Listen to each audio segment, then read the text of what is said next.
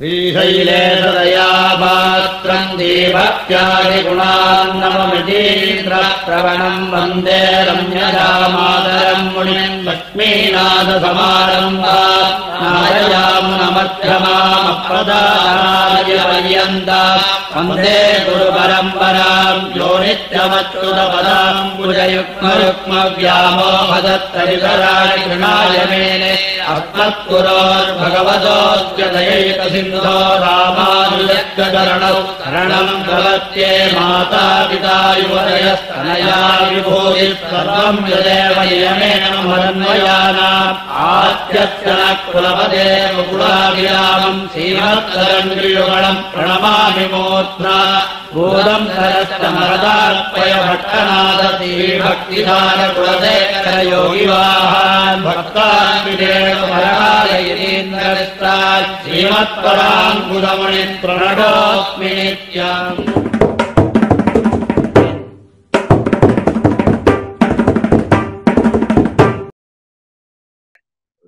திருவடிகளே சரணம். எம்பெருமானார் திருவடிகளே சரணம். ஜீயர் திருவடிகளே சரணம். ஸ்ரீசைலேஷ தயாபாத்திரம் தீபக்தியாதிகுணார்ணவம் யதீந்திர பிரவணம் வந்தே ரம்யஜாமாதரம் முனிம் லக்ஷ்மீநாத சமாரம்பாம் நாத யாமுன மத்யமாம் அஸ்மதாச்சாரிய பரியந்தாம் வந்தே குரு பரம்பராம். யோ நித்யமச்சுதபதாம்புஜயுக்மருக்மவ்யாமோஹதஸ்ததிதராணி த்ருணாய மேனே अस्मद्गुरोर्भगवतोऽस्य दयैकसिन्धोः रामानुजस्य चरणौ शरणं प्रपद्ये।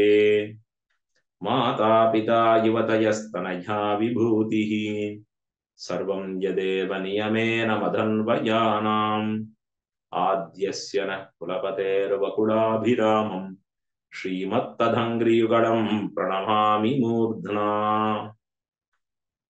भूतं सरश्च महताह्वय भट्टनाथ श्रीभक्तिसारकुलशेखर योगिवाहान् भक्ताङ्घ्रिरेणुपरकाल यतीन्द्रमिश्रान् श्रीमत्पराङ्कुशमुनिं प्रणतोऽस्मि नित्यम्। गुरुमुखमनधीत्य प्रागवेदानशेषान् नरपतिपरिक्लिप्तं शुल्कमातातु कामः सुसुरमरवन्ध्यं रङ्गनाथस्य साक्षात् द्विजकुलतिलकन्तं विष्णुचित्तं नमामि। मिन्नार तडमदिल सूழ் வில்லிபுத்தூர் என்னொருகால் சொன்னார் கடற்கமலம் சூடினோம் முன்னால் கிழியறுத்தான் என்னுரைத்தோம் கீழ்மை இனிச் சேரும் வழியறுத்தோம் நெஞ்சமே வந்து ஆண்டியன் கொண்டாட வற்றவிரான் வந்தான் என்ன ஈண்டிய சங்கம் எடுத்தூத வேண்டிய வேதங்களோதி விரைந்து கிழியறுத்தான் பாதங்கள் யாமுடைய பத்து.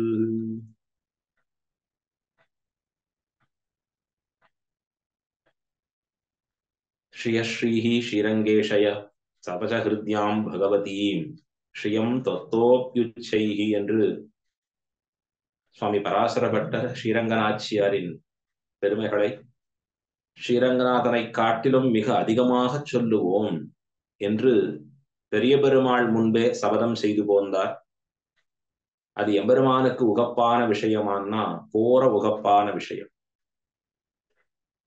பெரிய பிராட்டியாரை கொண்டாடுவது எப்படி எம்பெருமானுக்கு உகப்பான விஷயமோ அதை போலே ஆழ்வார்களை கொண்டாடுவதும் ஆழ்வார்களின் அருளிச் செயலில் தான் திளைத்திருப்பதும் ஆழ்வார்களுடைய அருளிச் செயலுடைய ஆழ்ந்த அரும்பெரும் பொருள்களை எல்லாருக்குமாக எடுத்துரைக்கக்கூடிய அற்புதமான விஷயங்களில் ஈடுபட்டிருப்பதும் எம்பெருமானுக்கு போற உகந்திருக்கக்கூடிய செயல். அது எம்பெருமானுக்கு அருளிச் செயல் பித்தனென்றே பெயர். எப்பொழுதும் அருளிச் செயலில் ஆழங்கால் பட்டிருப்பவன் எம்பெருமான். அந்த எம்பெருமானின் திருவுள்ளத்துக்கு உகப்பான சுவாமி ராமானுஜர், யதிராஜர், ஸ்ரீ பாஷ்யக்காரர், திருப்பாவை ஜீயர் என்று போற்றப்படுகிற மகானுபாவரான சுவாமி உடையவர். தாமும் ஆழ்வார்கள் அருளி செய்திருக்கக்கூடிய அத்தியாச்சரியமான திவ்ய பிரபந்தங்களில் மிகவும் ஆழங்கால் பட்டு இருக்கக்கூடியவர், மாறன் அடிபணிந்து உய்ந்தவன் என்று கொண்டாடப்படுபவர். அந்த எம்பெருமானாரின் புனரவதாரபூதரான சுவாமி மணவாள மாமுனிகள் அருளிச் செயலிலே காட்டப்பட்டிருக்கக்கூடிய ஆழ் பொருள்களை எல்லாம் நம்முடைய பூர்வாச்சாரியர்கள் காட்டிய வழியிலே, குறிப்பாக திருவாய்மொழிக்கு ஈடு என்கிற அற்புதமான நம்பிள்ளையின் வியாக்கியானத்தை உலகறியச் செய்தவர் பெரியஜியராகிற மணவாள மாமுனிகள். ஈட்டு பெருக்கரென்றே கொண்டாடப்படுபவர், பெரியஜியர் என்று போற்றப்படுபவர். அப்படி அவர் வழியில் இன்று நம் நிலவுலகிலே நம் கண்முன்னே புனரெதிராஜராக புனகா மணவாள மாமுனிகளாக ஓர் அவதாரமோ என்று கொண்டாடும்படியாக நமக்கு எழுந்தருளி இருக்கக்கூடிய ஸ்ரீமத் பரமஹம்சேத்யாதியாக இருக்கக்கூடிய எதிகிரி எதிராஜ ஜீயர் சுவாமி அவருடைய திருவடிகளுக்கு பல்லாண்டு பாடிக்கொண்டு மிக அற்புதமான ஒரு கைங்கரியத்தை சுவாமி தம்முடைய திருவுள்ளத்தாலே சங்கல்பித்து போருகிறார். தொடர்ந்து அந்த சுவாமியுடைய சங்கல்பத்தை எம்பெருமான் போர மகிழ்ந்து மேலும் மேலும் வர்த்ததாம் அபிவர்த்ததாம் என்று அது வளரும்படியாக பெருகும்படியாக செய்து போருகிறாங்கிறது நாம் பார்க்கிறோம் அழகா. அத போல சுவாமியினுடைய திருவுள்ளத்திலே இப்பொழுது திவ்ய பிரபந்த தாரா என்று சொல்லக்கூடிய இந்த திவ்ய பிரபந்தமானது தொடர்ந்து வருஷிக்கும்படியாக, எப்படி எண்ணெய் ஒழுக்கு ஒரு சீராக தொடர்ந்து பாய்ந்து கொண்டே இருக்குமோ, திருமலையிலே இருக்கக்கூடிய அருவிகள் தொடர்ந்து அது பாய்ந்து கொண்டே இருக்குமோ, அத போல இந்த சுவாமியினுடைய திருவுள்ளத்திலேயும் சம்பிரதாயத்தை பரப்பக்கூடிய, எல்லாருக்கும் கொண்டு போய் சேர்க்கக்கூடிய அற்புதமான ஒரு சங்கல்பம். இந்த சங்கல்பத்திலே பூத்த ஒரு புஷ்பம் தான் திவ்ய பிரபந்தத்தை அருளி செயலை ஒரு சம்வத்சர காலம் முழுவதும் அனுபவிக்க வேணும். எல்லாரையும் கூட்டிக் கொண்டு அதனுடைய ஆழ் பொருள்களை உலகத்தில் இருக்கக்கூடிய அத்துணை ஆஸ்திகர்களுக்கும் கொடுத்து பருகச் செய்ய வேணும் என்று சுவாமி திருவுள்ளம் பத்தி மிக அற்புதமான ஒரு கைங்கரியத்தை, திவ்ய பிரபந்த தாரா என்று சொல்லக்கூடிய இந்த கைங்கரியத்தை மிக அற்புதமாக பிரேரித்து தொடங்கி இருக்கிறார். கூடவே ஸ்ரீ வைஷ்ணவ சம்பிரதாயத்திலே நற்கைங்கரியம் செய்திருக்கக்கூடிய மண்டையம் ஐயங்கார்கள், அதிலே பிரசித்தமா இப்ப எழுந்தருளி இருக்கக்கூடிய டாக்டர் ஸ்ரீ எம்.ஏ. வெங்கடகிருஷ்ணன் சுவாமி அவருடைய அத்தியட்சத்திலே பிரேரணையிலே தொடரக்கூடிய எம்ஓபி சேரிட்டிஸ் அவர்களோடும் சேர்ந்து கொண்டு இந்த கைங்கரியத்தை செய்துவது நாம்லாம் செய்திருக்கக்கூடிய பரம பாக்கியம் என்று கொண்டாட வேண்டும். இது இந்த உபன்யாச மாலையின் தொடர்ச்சியாக கொடுக்கப்பட வேண்டிய விஷயங்களில் அடியேனுக்கு இடப்பட்டிருக்கக்கூடிய தலைப்பு பெரியாழ்வார் திருமொழியிலே 1ஆம் 10 5ஆம் திருமொழி, அதனுடைய அனுபவத்தை கொடுக்க வேணும் என்று ஜீயர் சுவாமியினுடைய நியமனம். அதை சிரசா வகித்து பெரியாழ்வார் நமக்கெல்லாம் காட்டி கொடுத்திருக்கக்கூடிய அந்த ஒரு பதிகம், அதாவது உய்ய உலகு என்று சொல்லக்கூடிய அற்புதமான ஒரு பதிகம், அந்த பதிகத்தை நாம் எல்லாம் இன்றைய தினம் அனுபவிக்க பெறுவோம். யதாமதி யதாசக்தி அடியேன் விண்ணப்பித்து போருகிறேன். ஆச்சாரியர்களுடைய அனுகிரகத்தோட கூடியிருந்து குளிரப் பெறுவோம் நாம் எல்லாம். ஆழ்வார்களில் பெரியாழ்வார் என்று பெயர் பெற்றவர் இவர் ஒருவரே. வயதாலா, இல்ல அவர்கள் அவதரித்திருக்கக்கூடிய கிரமத்தாலா, இல்ல பாடின பாட்டாலா என்று கேட்டால் இல்ல. மணவாள மாமுனிகள் தம்முடைய உபதேச ரத்ன மாலையில் அருளுகிறார். ரொம்ப ஆச்சரியமாக அது நிர்வாகம் காட்டுகிறார் மணவாள மாமுனிகள். மங்களாசாசனத்தில் மற்றுள்ள ஆழ்வார்கள் தங்கள் ஆர்வத்து அளவுதான் அன்றி பொங்கும் பரிவாலே வில்லிபுத்தூர் பட்டர்பிரான் பெற்றான் பெரியாழ்வார் என்னும் பெயர். பொங்கும் பரிவோடு கூடியவர், எம்பெருமானுக்கு என் வருகிறதோ என்று எப்பொழுதும் வயிறு பிடித்துக் கொண்டிருக்கக்கூடிய ஆழ்வார் இவர் பெரியாழ்வார். எப்பொழுதும் மங்களாசாசன பரராகவே பொதுபோக்கில் இருக்கக்கூடிய ஆழ்வார் இவர். இவர் திருப்பல்லாண்டு தொடங்கி பாடியிருக்கக்கூடிய திவ்ய பிரபந்தம் இருக்கிறதே பெரியாழ்வார் திருமொழி என்று பெயர் பெற்றது. மிக அற்புதமான பாசுரங்களை கொண்டது. 4 சதகங்களாக இருக்கக்கூடியது. அற்புதமா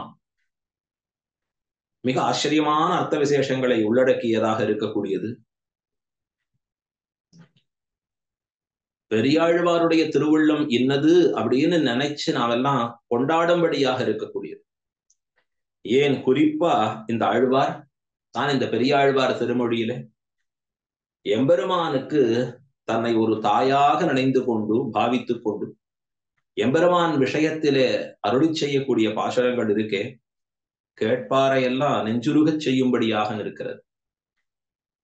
உலகத்திலே சாமான்யமா இருக்கக்கூடிய தன் குழந்தைகளோட தன் உற்றார் உறவினரோட நமக்கு ஏற்பட்டு இருக்கக்கூடிய அன்பாலே பழக்கத்தாலே அவர்களை கொண்டாடி போர்வது உண்டு.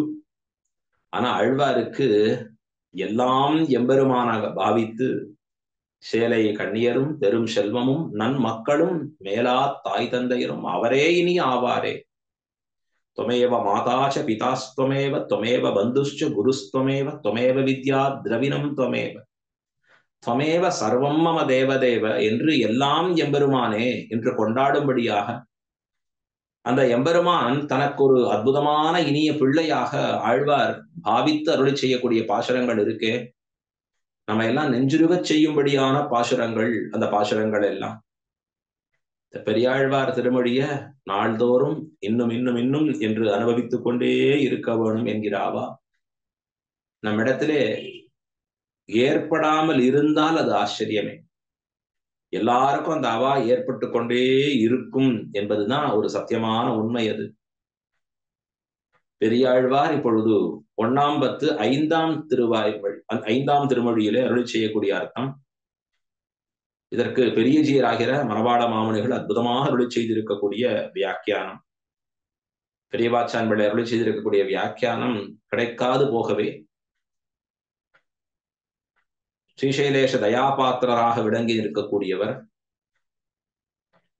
ஸ்ரீரங்கநாதனுடைய ஆச்சாரியராக விளங்கி இருக்கக்கூடியவர், பெரியஜியர் என்று போற்றப்படுகிற சுவாமி மணவாள மாமுனிகள் தாம் அருளி செய்திருக்கக்கூடிய மிக அற்புதமான வியாக்கியானம். அந்த வியாக்கியானத்தினுடைய துணை கொண்டு நாம் இந்த பதிகத்தை 1ஆம் பத்து 5ஆம் திருமொழி அந்த பதிகத்தை நாம் அனுபவிக்க கடவோம். உய்ய உலகு என்று சொல்லக்கூடிய இந்த பதிகம் ரொம்ப ஆச்சரியமாக அருளி செய்கிறார். இந்த பாசுரத்திலே இந்த 10ற்கு அவதாரிகை இடக்கூடிய பெரியஜியர் சங்கதியை அருளி செய்கிறார். முதல்ல கீழே அருளி செய்திருக்கக்கூடிய திருமொழிகளிலே ஆழ்வார் காண்பித்தது என்ன, இதற்கு முன்பு இருக்கக்கூடிய பதிகமாக இருக்கக்கூடியதிலே ஆழ்வார்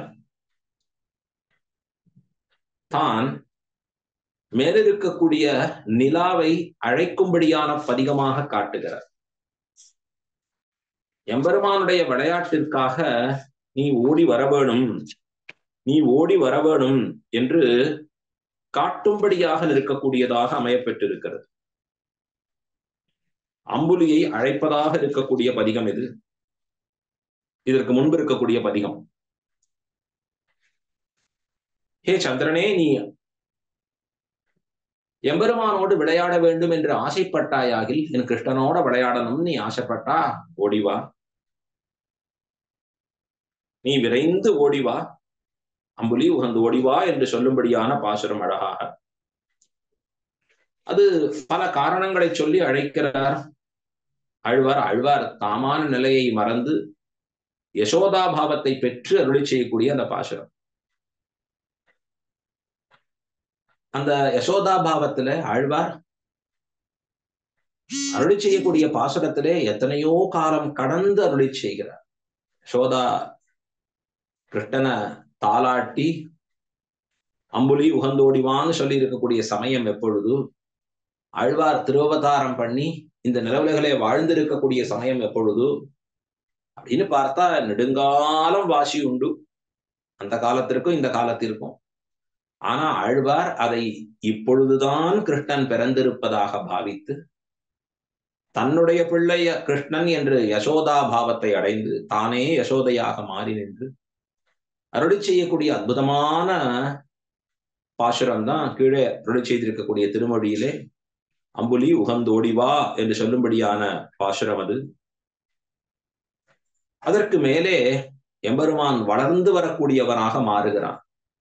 ஆகையாலே அவனுடைய பருவத்திற்கு ஈடாக இந்த பதிகத்திலே ஆழ்வார் அவன் செங்கிரை ஆடக்கூடிய, செங்கீரைன்னு சொல்லக்கூடிய அந்த ஆட்டம் ஆடக்கூடியதாக இருப்பதை காண வேணும் என்று ஆசைப்பட்டு அருளி செய்யக்கூடிய பாசுரம் இது. ஐய எனக்குருகால் ஆடுக செங்கீரை அப்படின்னு சொல்லும்படியான பாசுரம். ஆடுக ஆடுகவே என்று எம்பெருமானை பார்த்து ஆழ்வார் பிரார்த்திக்கிறார். எனக்காக ஒரு முறை இந்த செங்கீரை ஆட்டத்தை நீர் ஆட வேண்டும் என்று பிரார்த்திக்கிறார்.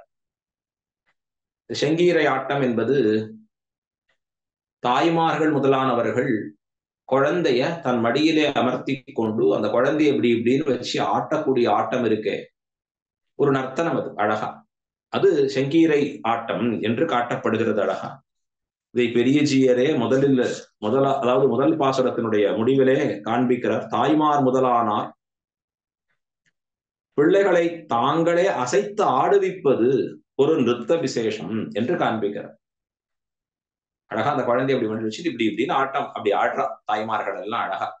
ஆடுக செங்கீரை ஆடுக ஆடுகவே அப்படின்னு இந்த குழந்தைக்கு அப்படி தாய்மார் தன்னுடைய மடியிலே வச்சுக்கொண்டு இப்படி ஆட்டம் அப்படி காண்பிக்கிறச்சே ரொம்ப ஆனந்தமா இருக்குமா, பிடிச்சிருக்கும் அந்த குழந்தைக்கு. சந்தோஷமா அந்த ஆட்டத்துல மயங்கி இருக்கும். இன்னொரு தடவைன்னு கேட்கும்.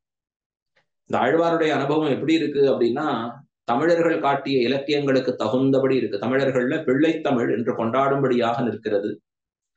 பிள்ளைத்தமிழ் என்று சொன்னால் பிள்ளைகளை கொண்டாடும்படியாக போற்றும்படியான பருவங்களுடைய வளர்ச்சிக்கு தகுந்தபடி சொல்லக்கூடிய கவி பாடுவது. பகவான பிள்ளையாக பாவித்து கொண்டு பாடக்கூடிய பாசுரங்கள் இருக்கு. இதுதான் பிள்ளைத்தமிழுக்கு உண்டான உதாரணம். பெரியாழ்வார் தான், அவர் அருளி செய்திருக்கக்கூடிய பெரியாழ்வார் திருமொழி தான் சரியான உதாரணம். அந்த பிள்ளைத்தமிழ்ல பல பருவங்கள் இருக்கு. அதுல ஒரு பருவம் செங்கீரை பருவம் என்று காண்பிக்கிறார்கள். இந்த செங்கீரை பருவம்னா 5-6 மாதங்கள் ஆன பிறகு பிறந்த குழந்தை என்ன பண்ணும், கொஞ்சம் குப்பித்துக்க பார்க்கும். அப்படி ஒரு காலை நீட்டி இன்னொரு காலை மடிச்சு அப்படி கைய ஊன்றி அப்படி தவழ்ந்து திரும்ப பார்க்கும். அந்த குழந்தை தலையை அப்படி உயர்த்தி எழுந்துக்க பார்க்கும் அழகா. இந்த பருவத்துல அந்த குழந்தை வரக்கூடிய விதத்தை பார்த்து இது செங்கீரை பருவம் என்று கொண்டாடுகிறார்கள். இந்த செங்கீரை பருவத்துல அந்த குழந்தையை மடியிலே இருத்தி கொண்டு அப்படி தலை இந்த பக்கம் அந்த பக்கம் கொஞ்சம் அழகா அப்படி உயர்த்தி பாட்டு ஆட தொடங்குமா அழகா. அந்த ஆட்டத்தை ஆழ்வார் காண வேணும் என்று ஆசைப்பட்டு தான் யசோதையாக தன்னை நினைந்து கொண்டு அந்த குழந்தையோட, யாரு, சாட்சாத் கிருஷ்ணன் தான் இவருடைய குழந்தை. அந்த குழந்தை இடத்துல ஆழ்வார் சொல்றார், வா கிருஷ்ணா, நீ இப்பொழுது செங்கீரை ஆட்டம் ஆட வேணும் என்று காண்பிக்கிறார். நீங்கள்லாம் அம்மாவை குழந்தைகளை கொஞ்சறதை பார்த்தேன்னா அற்புதமா இருக்கு.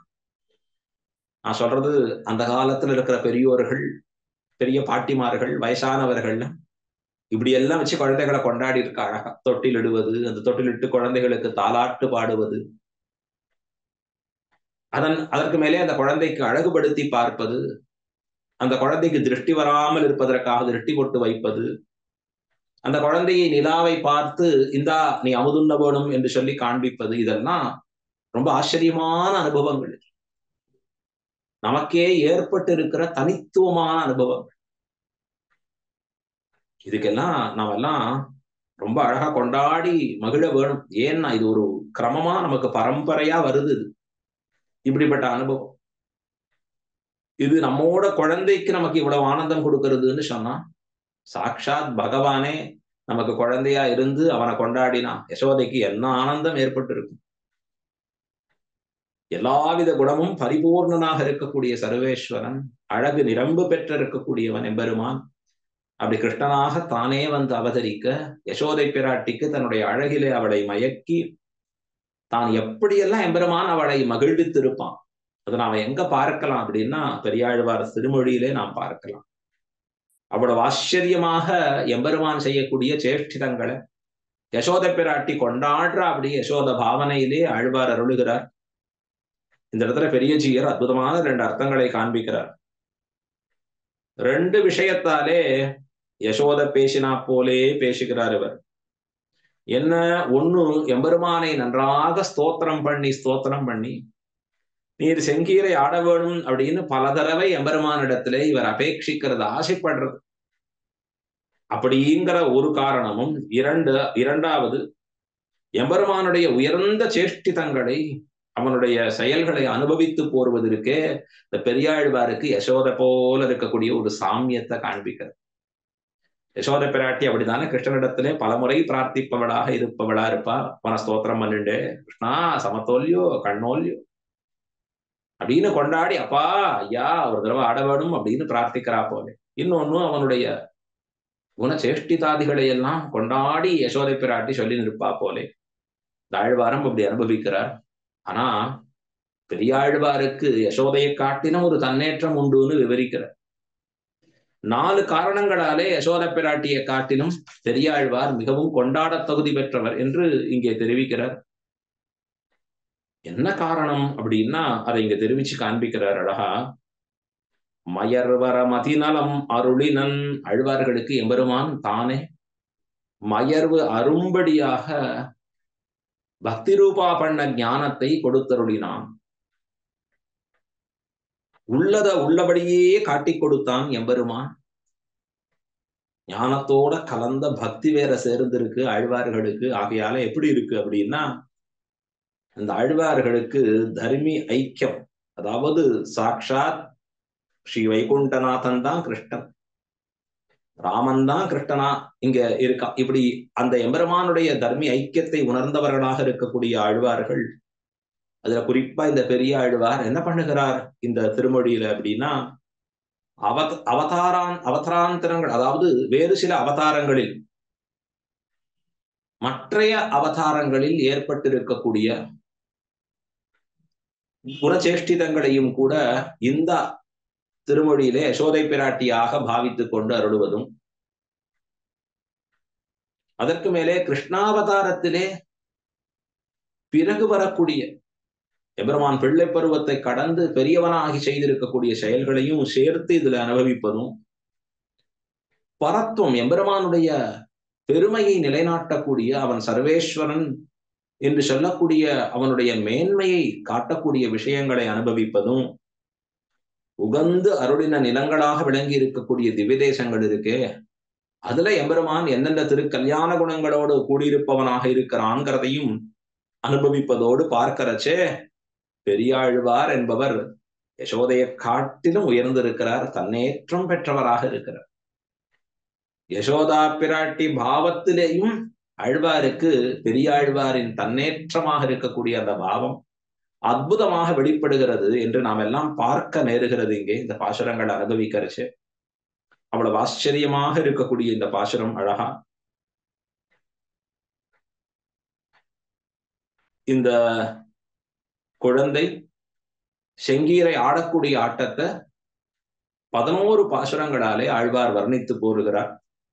10 பாசுரங்களை எம்பெருமானிடத்திலே விண்ணப்பமாக செய்து 10வது பாசுரத்திலே ஆழ்வார் அருளி செய்திருப்பதற்குண்டான பலம் என்ன படிப்பவர்களுக்கு என்பதை காட்டி அருளுகிறார். புகழாளராக நிற்கக்கூடியவர்கள் அப்படின்னு சொல்லி கொண்டாடுகிறார். ஆகையாலே எல்லாரும் அவசியம் கேட்க வேண்டிய பதிகம், எல்லாரும் இதனுடைய அர்த்தங்களை நன்றாக கொண்டாடி உணர்ந்து மகிழ வேண்டிய பதிகம் என்று நாம் பார்க்க வேணும். இப்ப இந்த பதிகத்துல ஓரொரு பாசுரமாக நாம் அனுபவிக்க பார்க்கலாம் அழகா. முதல் பாசுரம் ஆழ்வார் காண்பிக்கிறார் ஆச்சரியமா. உய்ய உலகு படைத்துண்ட மணிவயிரா ஊழிதோர் ஊழி பல ஆளி நிலை அதன் மேல் பைய உயோகு துயில் கொண்ட பரம்பரனே பங்கயணி நயன தஞ்சனமேனியனே செய்யவள் நின்னகலம் சேமமெனக் கருதி செல்வு பொலி மகர காது திகழ்ந்திலக ஐய எனக்கொரு கால் ஆடுக செங்கீரை ஆயர்கள் போரேரே ஆடுக ஆடுகவே. ரொம்ப அற்புதமான பாசுரம். நாமும் ஆழ்வாரை போல யசோதா பாவத்தை அடைந்தவர்களாக இருக்க வேணும். யசோத பிராட்டி இப்ப கிருஷ்ணனை 5-6 மாசம் ஆகி இருக்கிற ஒரு குழந்தைய அற்புதமா வளர்ந்து இருக்கக்கூடிய ஒரு பருவமா வந்துட்டு இருக்கு எம்பெருமானுக்கு. அந்த எம்பெருமான் வளரத் தொடங்கியதுமே அப்படி அவனுடைய திருமுகம் மலரத் தொடங்குகிறது. அவனுடைய திருக்கரங்கள் திருப்பாதங்கள் எல்லாம் அசைத்து எம்பெருமான் அப்படி ஆடத் தொடங்குவதாக இருக்கக்கூடியது.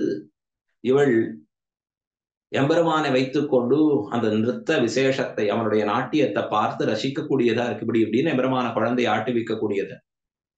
இந்த குழந்தை தலையை இப்படி அப்படியும் அசைத்து ஆடக்கூடியதை ரசிக்கும்படியான ஒரு அற்புதமான அனுபவமாக இருக்கிறது. இதுல முதல் பாட்டில தெரிவிக்கிறார் அழகா ஆழ்வார், உய்ய உலகு படைத்துண்ட மணிவயிரா அப்படின்னு கொண்டாடுறார்.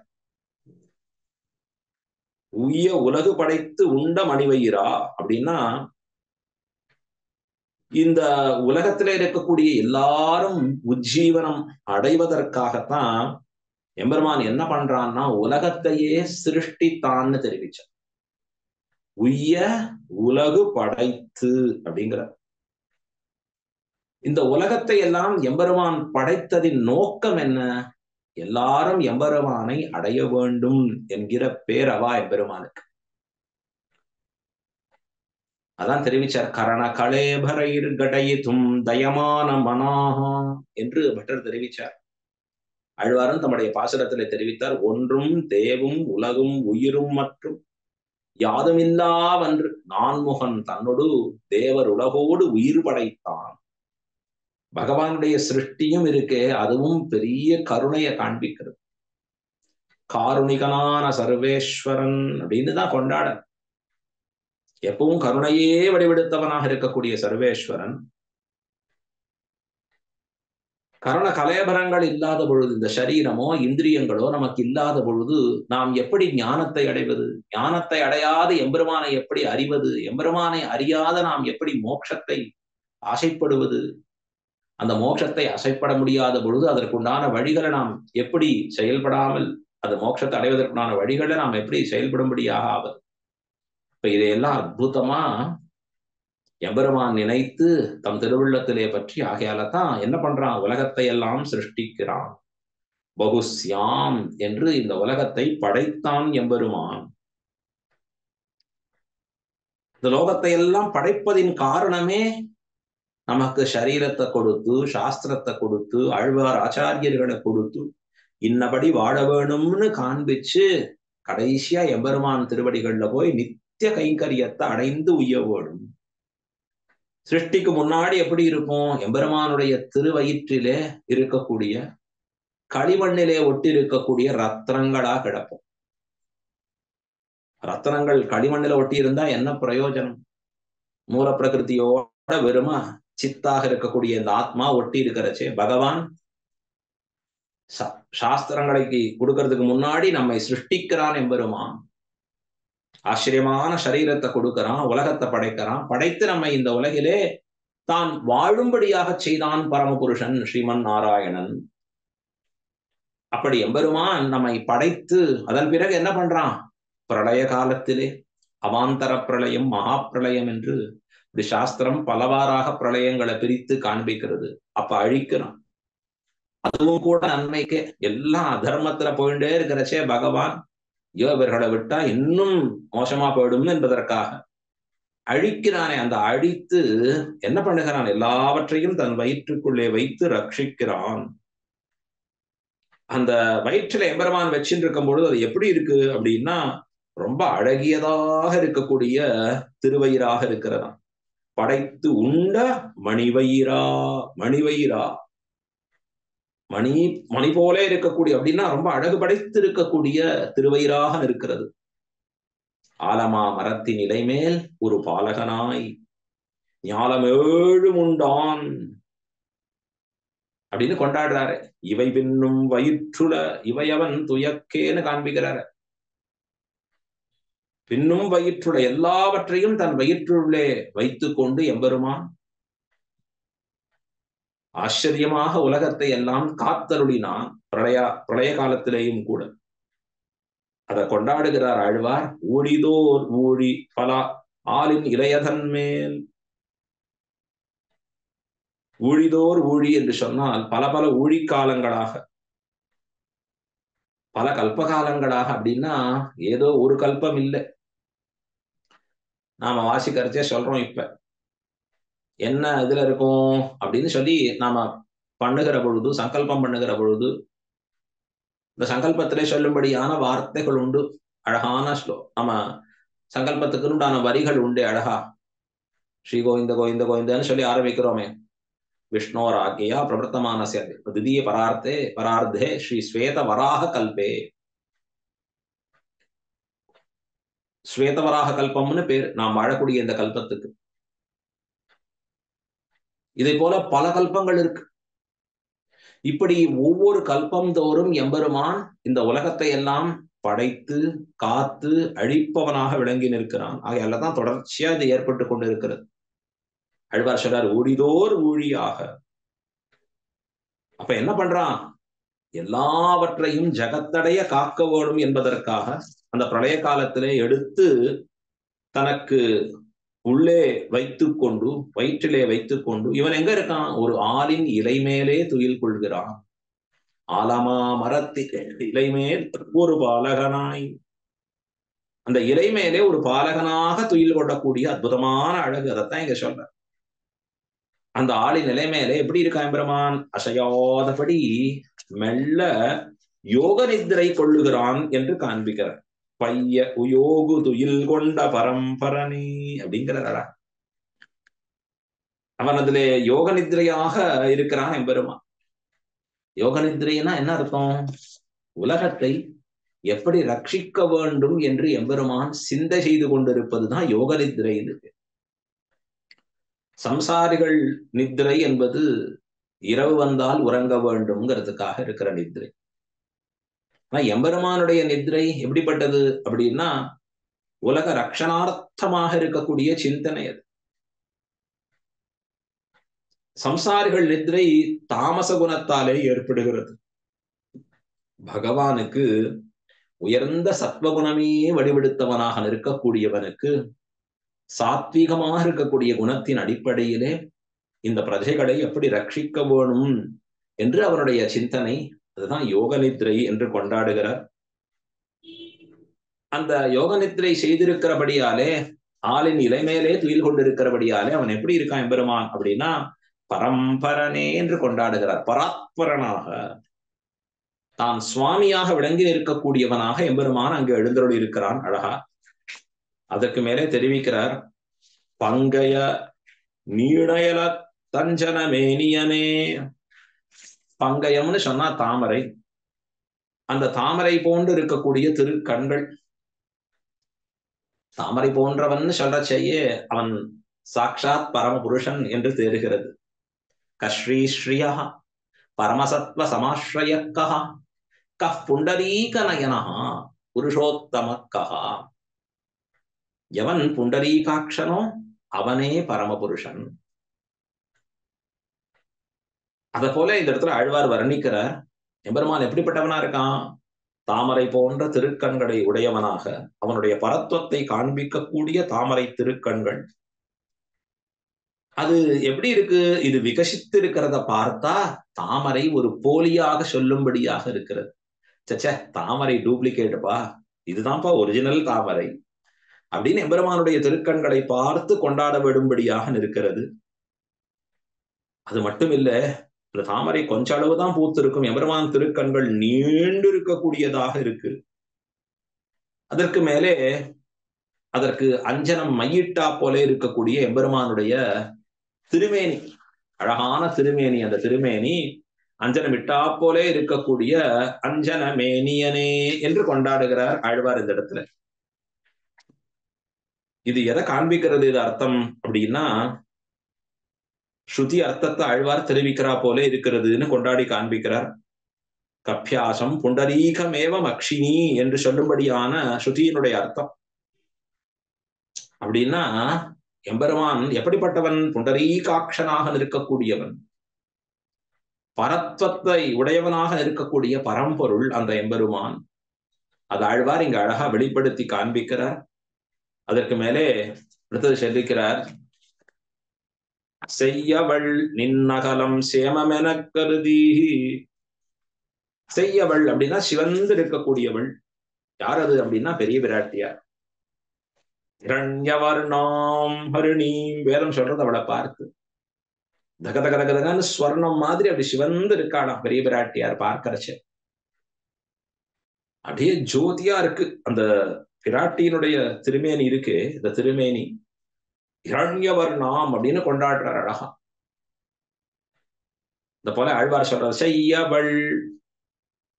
யாரு? பெரிய பிராட்டியார், சாக்ஷாத் மகாலட்சுமி. அவள் எங்க இருப்பா? நின்னகலம் என்று எம்பெருமானுடைய திருமார்பிலே வீற்றிருக்கக்கூடியவளா இருப்பா. சேமமென கருதி அப்படின்னா இந்த இப்படி ஆட்டம் ஆடும்படியா இருக்க இந்த நிறுத்தத்தாலே என்ன ஏற்படக்கூடாது? அவளுக்கு வாட்டம் வாராது இருக்க வேணும், அவளுக்கு சேமமாக இருக்க வேணும், ரட்சையாக இருக்க வேணும் என்பதற்காக என்ன பண்ணுகிறானா எம்பெருமான்? செல்வு பொலி மகரக்காது திகழ்ந்திலக. ரொம்ப ஆச்சரியமா கொண்டாடி காண்பிக்கிறார். அது ஐஸ்வர்ய சமிருத்திக்கு சூச்சகமாக இருக்கக்கூடிய திரு மகர குழைகளோடு கூடின திருக்காதுகளானவை. எம்பெருமான் செல்வச்செருக்கிலே சிறந்தவனாக இருக்கக்கூடியவன். பிராட்டி சம்பந்தத்தோடு இருக்கிறபடியாலே, பிராட்டி சம்பந்தம்னாலே ஐஸ்வர்ய செருக்கோடு கூடியிருப்பவன். அவளுக்கு சேமம் என கருதி, அவளுக்கு ரட்சையாக கருதி கொண்டு எம்பெருமான் அழகான திருக்காதுகள், அந்த திருக்காதுகளுக்கு உண்டான திரு மகர குழைகளோடு, அப்படி கூடியிருக்கக்கூடிய மகர குழைகளோடு கூடியிருக்கக்கூடிய திருகாதுகள் கொண்டு விளங்கக்கூடிய எம்பெருமான். அந்த எம்பெருமானை பார்த்து ஆழ்வார் சொல்ற ஐய என்று சொல்ற. ஐயனே, குழந்தைய கொண்டாடுறது ஐயனே, அப்பனே அப்படின்னு குழந்தைகள் அற்புதமா கொண்டாடுவோமே, அத போல யசோதை பிராட்டி இந்த எம்பெருமானை கொண்டாடுகிறாள். ஐய, என்ன பண்ணணும்? எனக்கொருகால் ஆடுக செங்கீரை ஆயர்கள் போரேரே ஆடுக ஆடுகவே. ஐயா கிருஷ்ணா, எனக்கு ஒரு கால், என் குழந்தாய் எனக்காக செங்கீரை ஆடியருட வேணும். அவருடைய திருமேனி திருக்கை கால்லாம் அப்படி ஆடி நிற்கிறச்சே அதை பார்க்கிற பாக்கியம் கிடைத்து இருக்க வேணும் அடியருக்கு. நீர் எப்படிப்பட்டவர் தெரியுமா? ஆயர்கள் போரேரே. ஆயர்கள் எல்லாம் கிருஷ்ணனை பார்த்தா, ரே எங்களோடவன் தான் கிருஷ்ணன், என்னுடையவன் கிருஷ்ணன் அப்படின்னு கொண்டாடும்படியா இருப்பா. சஜாத்தியனா எம்பெருமான் இருப்பான் அவர்களுக்கு. அதற்கு மேலே ஆயர்கள் குலத்திலே தோன்றியது மட்டுமில்லாது அந்த குலத்திற்கு போர் ஏறாக, போர் வருகிற காலத்தே ஏறு, ஏறுன்னு சொன்னா ரிஷபம் போலே எப்பொழுதும் செருக்கை உடையவனாக இருக்கான் எம்பெருமான். அப்படிப்பட்ட எம்பெருமான், அந்த எம்பெருமான் என்ன பண்ணணும்? ஆடி அருள வேணும், எனக்காக ஆடி அருள வேணும்.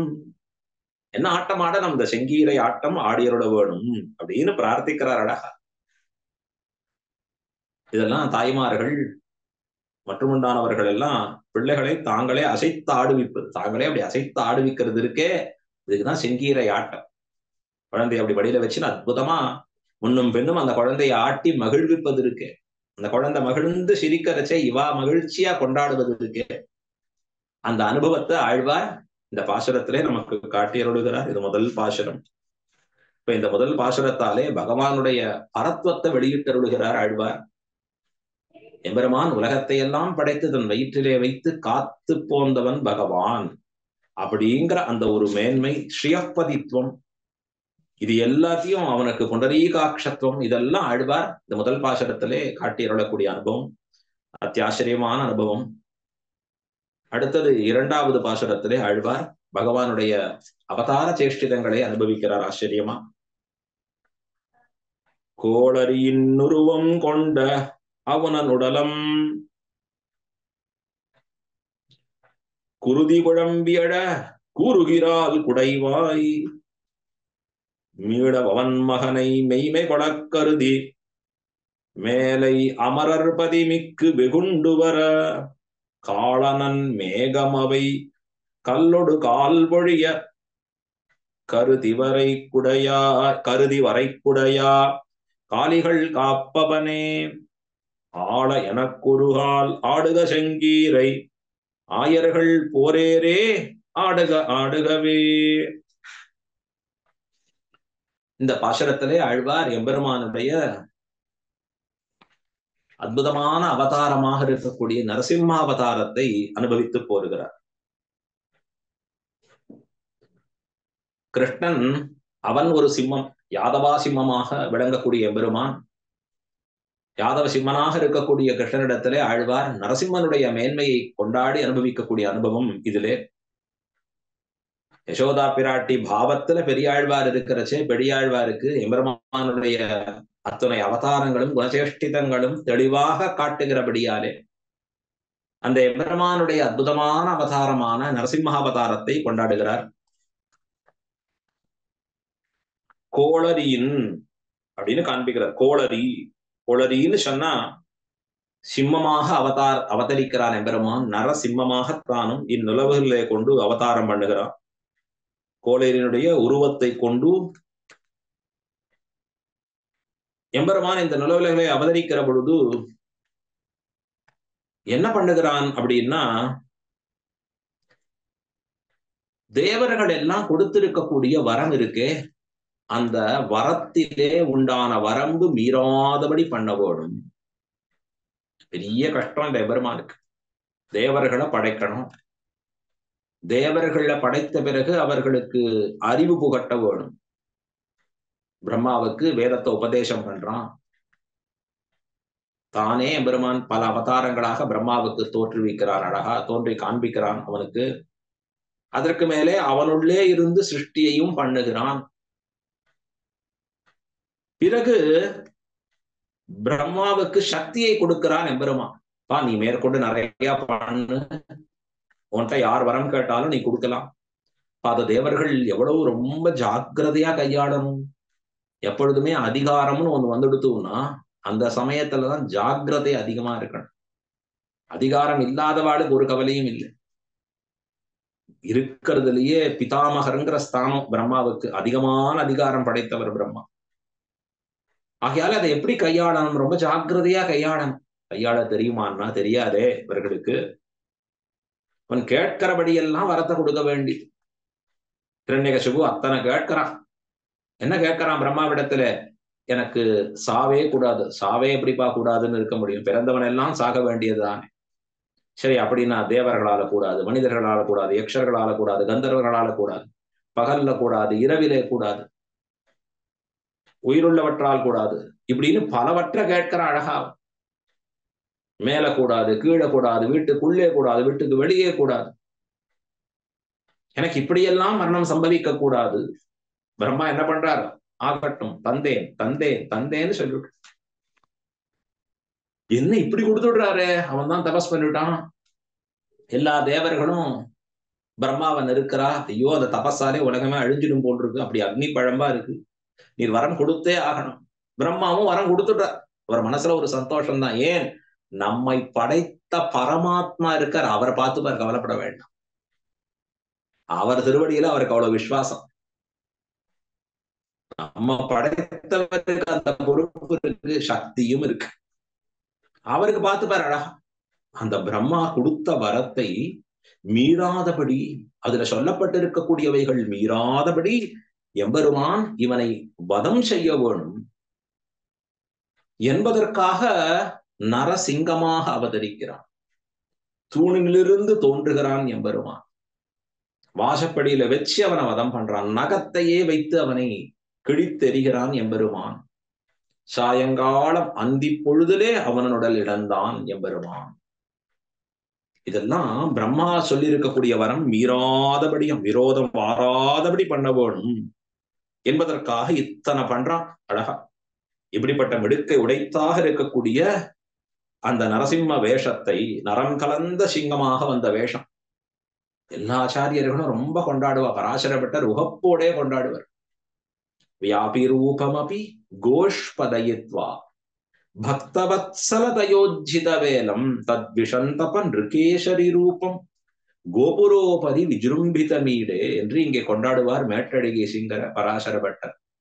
எங்கும் வியாபித்திருக்கக்கூடிய பகவான் ஒரு தூணுக்குள்ளே தன்னை அடக்கி கொண்டிருந்தானே, என்ன ஆச்சரியம்! பக்த பரதந்திரனா, பக்த வாத்சல்யத்தாலே பெருமான் அப்படி கிடந்தானே என்று அப்படி நரசிங்க உருவாக வந்து அவுணன் உடலம் அப்படின்னா மகா பாபியாக இருக்கக்கூடிய ஹிரண்ய கசுப். இந்த ஹிரண்ய கசுபனுடைய உடல் எப்படிப்பட்டதா இருக்கு அப்படின்னா வரபலத்தாலும் நல்ல புஜபலத்தாலும் பெருத்து இருக்கிறது. ஒரு மாமிஷ மலையா கிடக்கிறான் அவன். இந்த செருக்காலே நன்றாக வளர்ந்து இருக்கக்கூடிய இந்த சரீரம், இந்த சரீரத்தை பகவான் என்ன பண்ணான் அப்படின்னா குருதி குழம்பியழ கூறுகிறாள் குடைவாய். ரத்தம் இருக்கே, குருதிங்கிறது ரத்தம். அந்த ரத்தமானது வழிந்து ஓடும்படியாக பகவான் தன்னுடைய கூர்மையாக இருக்கக்கூடிய மிக ஆச்சரியமாக இருக்கக்கூடிய நகத்தாலே கிழிந்து எரிகிறான் எம்பெருமான்.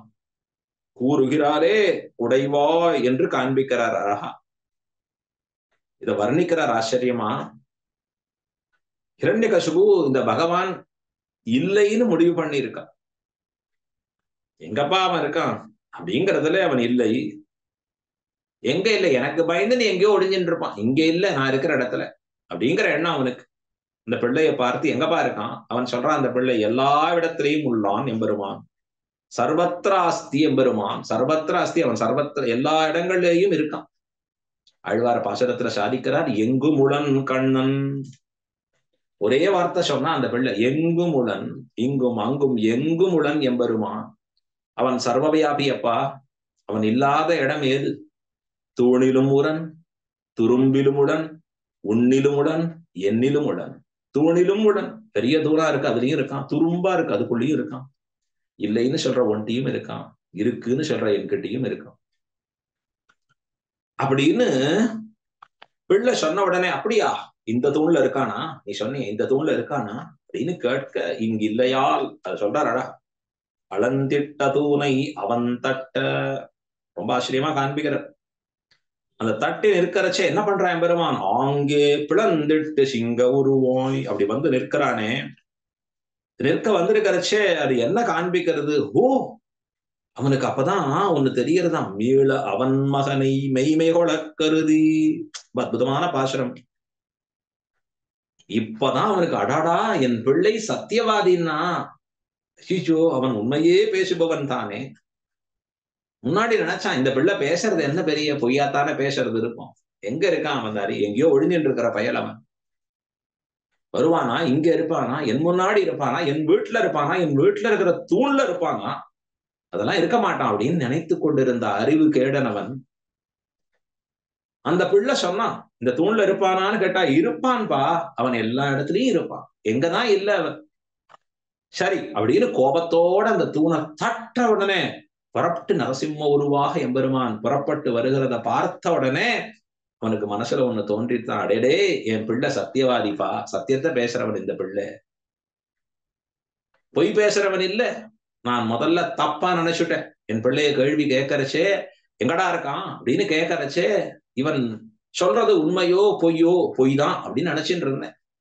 இப்ப தெரிஞ்சது இவன் சத்தியவாதி என் பிள்ளை அப்படின்னு தெரியும்படியாக எம்பெருமான் தோன்றினான். அப்ப பிரகல்லாதன் சொல்வதை மெய்ப்பிப்பதற்காகவே, பிரகல்லாதன் பொய் பேசாதவன் மெய்யே பேசுபவன் என் பக்தன் என்பதை நிரூபிப்பதற்காகவே பகவான் அப்படி தோன்றுகிறான் அழகா. அங்கேந்து அப்படி தோன்றி என்ன பண்றான், முழு கூர்மையாக இருக்கக்கூடிய பெரிய நகங்களை உடையவனா இருக்கான். அதை கொண்டு ஒள்ளிய மார்பு உரைக்க ஊன்றி குடைந்தவனே என்று அவனுடைய மார்பிலே வைத்து நன்றாக குடைந்து பிளக்கிறான் எம்பெருமான் அப்படின்னு காண்பிக்கிறார் அழகா. இது அவன் செய்திருக்கக்கூடிய நரசிம்மாவதாரத்தினுடைய ஏற்றம். இது இந்த இடத்துல அற்புதமா மாமனிகள் காண்பிக்கிறார். மெய்மை கொள கருதி அப்படின்னு சொல்றாரு. இந்த இடத்துல மெய்மைனா என்ன, பெருமானுக்கு என்ன மெய்மை இருக்கு, உண்மை இருக்கு அப்படின்னா பாகவத சேஷத்துவம்னு ஆச்சரியமா பிள்ளை இந்த இடத்துல காட்டியருளுகிறார். பாகவதர்கள் இட்ட வழக்கா இருப்பது அப்படிங்கிற ஒரு அர்த்தம் அதுல காண்பிக்கிறார் அழகா. மணவாள மாமுனிகள் இந்த இடத்துல மெய்மை கொள அப்படிங்கிறதுக்கு அர்த்தமா சாதிக்கிறச்சே தன்னுடைய பக்தனை மெய்மை உடையவனாக நினைக்க அப்படிங்கிற அர்த்தத்தை தெரிவிக்கிறார். இரண்யகசிபு அப்பா என் வெள்ள மெய்மை உடையவன் தான் அப்படின்னு நினைக்கும்படியா எம்பெருமான் தோன்றினான் என்று காண்பித்தருளுகிறார். அடுத்தது மேலை அமரர்பதி மிக்கு வெகுண்டு வர அப்படின்னு காண்பிக்கிறார். இது அடுத்த கிருஷ்ணாவதார சேஷ்டிதத்தை அனுபவிக்கிறார் ஆழ்வார் இந்த பாசுரத்திலே. அப்படின்னா கிருஷ்ணன் அந்த ஊரில் இருக்கக்கூடிய ஆயர்களுக்கெல்லாம் தலைவர் மகனாக விளங்கி இருக்கிறான். நந்தகோபன் குமரன். நந்தகோபன் இடத்துல எப்படி பிரீத்தியோ அதை காட்டிலும் பன்மடங்கு பிரீத்தி அந்த ஊரில் இல்லவார்களுக்கு எல்லாருக்கும் கிருஷ்ணனிடத்துல. கிருஷ்ணன் சொன்னதே வேத வாக்கு. கிருஷ்ணன் எப்படி சொல்றான், எதை பண்ணணும்னு சொல்றான், எப்படி நடக்கணும்னு சொல்றானோ அத்தனை பேரும் அப்படியே அதை தொடர்ந்து ஒழுகி இருப்பவர்கள், அதன்படியே நடந்து இருப்பவர்கள். ஒரு கேள்வி கேட்க மாட்டான், திருப்பி சொல்ல மாட்டான். கிருஷ்ணா இது பண்ணணுமா வேண்டாமா நீ ஏன் அப்படி சொன்ன கேட்க மாட்டான். கிருஷ்ணன் சொல்லிட்டான் பண்ணணும், அவ்வளவுதான்.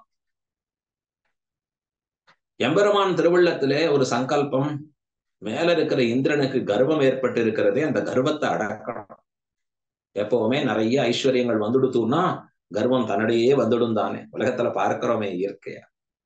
அழுக்கு போல அழுக்கு வர வைப்பதற்கு நாம் ஒண்ணும் பண்ண வேண்டாம், அதை போக்குவதற்கு தான் தொடச்சுட்டே இருக்கணும். இந்த அகங்காரம் என்பது அழுக்கு. அதனாலதான் ஆழ்வார் சொல்றார், ஆச்சாரியர்கள் சொல்ற அகங்காரமாகிற ஆர்ப்பை தொடைத்தால் ஆத்மாவுக்கு அடியாத பேர் அடியானிரே. நம்மாழ்வார் அருளி செய்தார், நீர் நுமது என்று இவை வேர் முதல் மாய்த்து இறை சேர்மின் உயிருக்கு அதன் நேர் நிறையின்றே. நீர் நுமது அப்படின்னு வார்த்தை சொல்றார். ஏன்னா ஆழ்வாருக்கு அப்படி இல்லை, நமக்கெல்லாம் அப்படி இருக்கு. ஆகையால உபதேசிக்கிறார், இந்த அகங்காரம் அமகாரம் வச்சுருக்களே நீங்கள்னா அதெல்லாம் போக்கி வாங்கும்.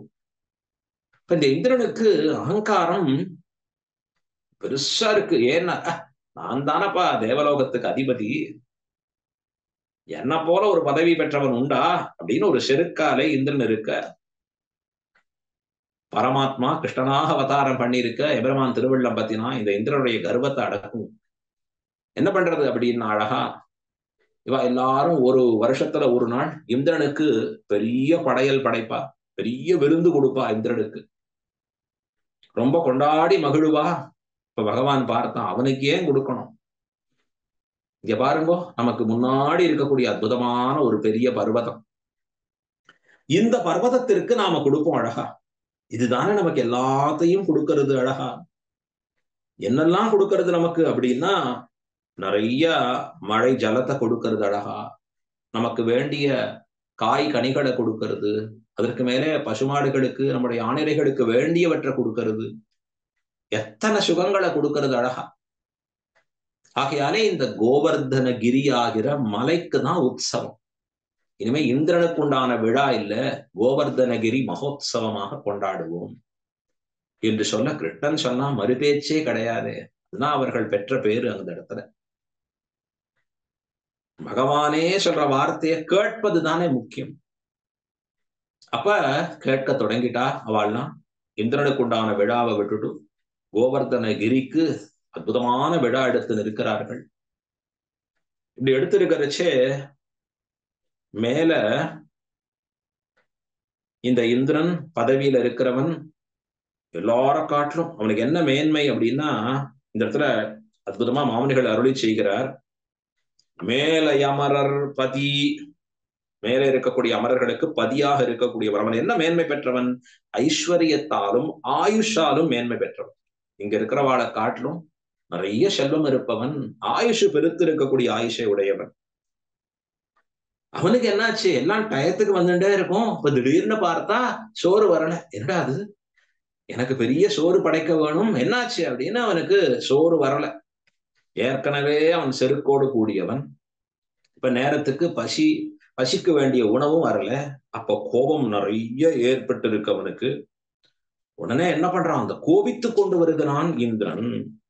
மிக்கு வெகுண்டு வர அப்படின்னு சொல்ற. என்ன பண்றான், மேகங்களை கூப்பிடுறான், வாங்கோ இங்க மேகங்கள். எல்லா மேகங்களும் சென்று இந்த கீழே இருக்கக்கூடிய திருவாய்ப்பாடிங்கிற ஊரே இல்லாதபடி அழித்து விடுங்கோ அப்படின்னு சொல்லி கோபத்தோட அனுப்பி வைக்கிறான் அழகா. அந்த மேகங்களானவைகள்லாம் கிடுகிடுகிடுன்னு புறப்பட்டு போறது. எப்படி போறது? வெறும் காற்றாவோட எப்படி வருஷிக்கிறது அப்படின்னா, காலனன் மேகம் அவை கல்லொடு கால் பொழிய அப்படின்னு காண்பிக்கிற. கருத்து இருக்கிற மேகம் ஏன் கீழேந்து கடலையே வற்றச் செய்து தன்னிடத்துல அப்படி அழகா ஜலமாக வைத்திருக்கிறபடியாலே கருத்து இருக்கிற மேகங்கள் எல்லாம் காற்றோடு கூடியதாக இருக்கக்கூடிய கல்மாரியை பொழுகிறது. கல்லையே மழையாக பொழிகிறது அந்த மேகங்கள் எல்லாம். இன்னொரு பாடமும் இருக்குன்னு மாமனிகள் இங்க காண்பிக்கிறார். கல்லொடு கார் பொழிய, கல்லொடு கால் பொழிய என்றால் காற்றோடு கூடிய கல்லை பொழிந்தன. கல்லொடு கார் பொழிய அப்படின்னு சொன்ன கல்லோடு கூடி இருக்கக்கூடிய மழையும் சேர்த்து இது வருஷித்தது அப்படின்னு பொருளாக கடவுதுன்னு காண்பிக்கிறார் பட்டர். அற்புதமா திருநந்தாண்டக பாசுரத்துல தெரிவிச்சார். கல்லெடுத்து கல்மாரி காத்தாயன். இங்க பெரியாழ்வார் சொன்னா போலயே தான் அங்கேயும் அவரையும் காட்டி நிற்கிறார். அப்ப என்ன பண்றான் எம்பெருமான்னா, கருதி வரைக்குடையா காலிகள் காப்பவனே. கருதி வரைக்குடையா, முன்பே கருதி வைத்திருக்கிறான் எம்பெருமான். என்ன தெரியுமா? அவட்டனா ஒரு வார்த்தை சொல்லி வச்சிருக்கான், நமக்கெல்லாம் ரக்ஷகம் இந்த கோவர்தன கிரிதான். ஆகையாலதான் இந்த சோற்றை அடுக்கிடுங்கோள்னு எம்பெருமான் வார்த்தை சொன்னா முன்பே. இப்ப ஏற்கனவே சொன்ன வார்த்தையை உண்மையாக்க வேணும். நமக்கு ரக்ஷகம் அதுதானே, கோவர்தனகிரி தானேன்னு சொல்லியிருக்கேனே. உடனே அந்த கோவர்தனகிரியே குடையாக கொண்டு பிடித்தான் எம்பெருமான். அப்படி பிடித்து அங்க இருக்கக்கூடிய பசுக்களை ரட்சித்தவனே அப்படின்னு கொண்டாடி காண்பிக்கிற. காலிகள் காத்தவனேன்னு சொன்னார் ஆழ்வார். அந்த பசுக்களை மட்டுமா ரட்சித்தான்? கோவர்தனகிரியை பிடிச்சு கொண்டு எல்லா மக்களையும் தான் ரட்சித்தான். திருமங்கி ஆழ்வார் சாதிச்சாரே, கல்லெடுத்து கல்மாரி காத்தாய். இதற்கு பராசர பட்டர் அற்புதமான நிர்வாகம் பண்ணுவார்.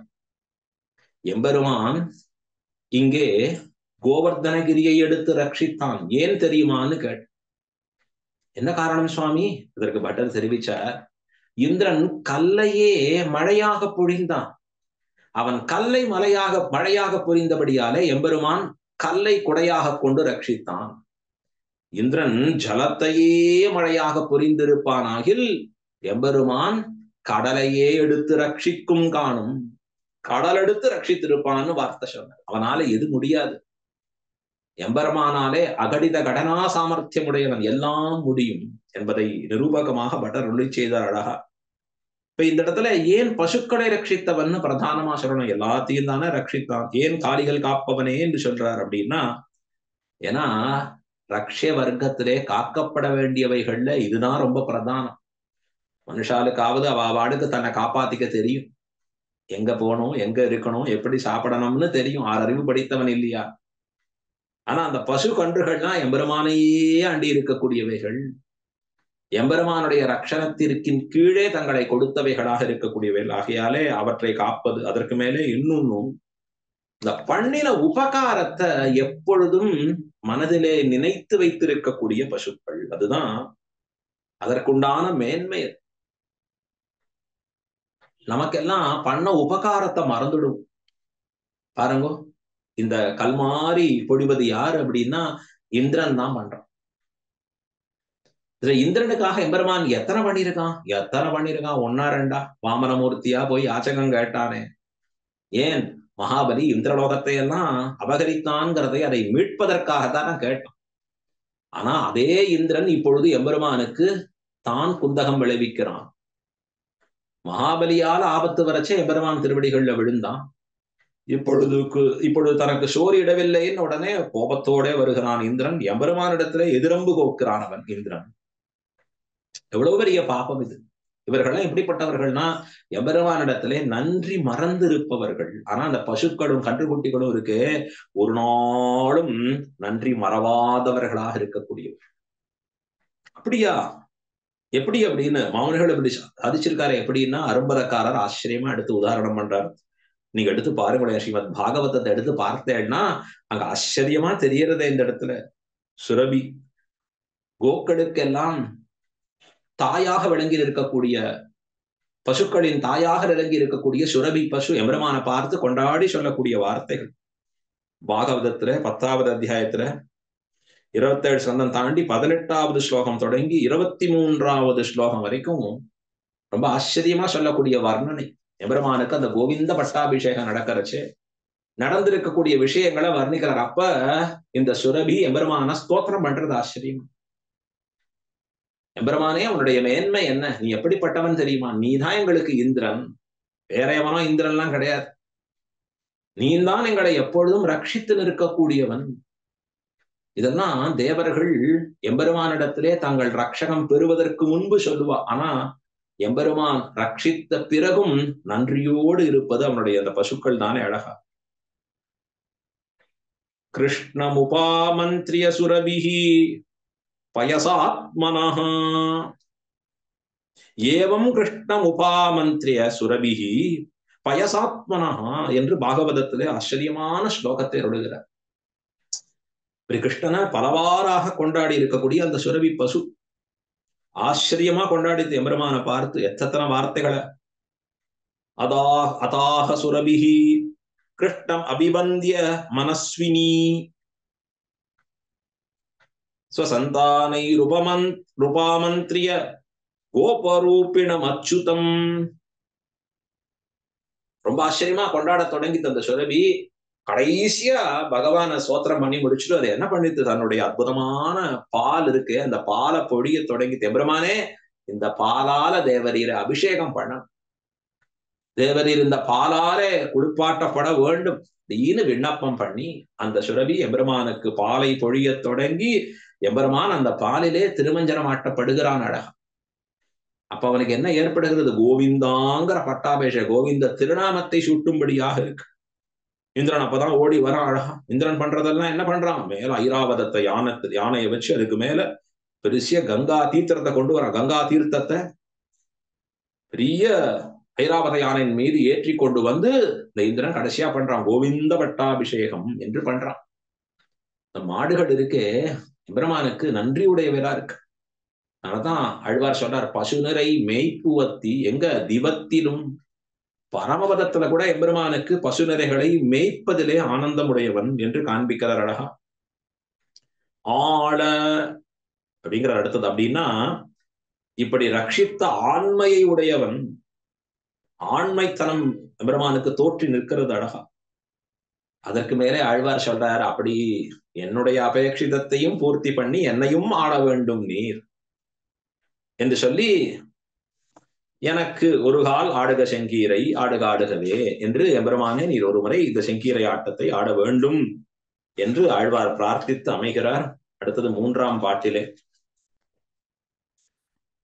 நம்முடைய நாயகனே நான்மறையின் பொருளே நாவியுள் நற்கமலம் நான்முகனுக்கு ஒரு கால் தம்மனை ஆனவனே தரணி தலமுழுதும் தாரகை இன்னுலகம் தடவி அதன்புறமும் விம்ம வளர்ந்தவனே வேழமும் ஏழ் விடையும் விரவிய வேலைதனுள் வென்று வருமவனே அம்ம எனக்குறுகால் ஆடுக செங்கீரை ஆயர்கள் போரேரே ஆடுக ஆடுகவே.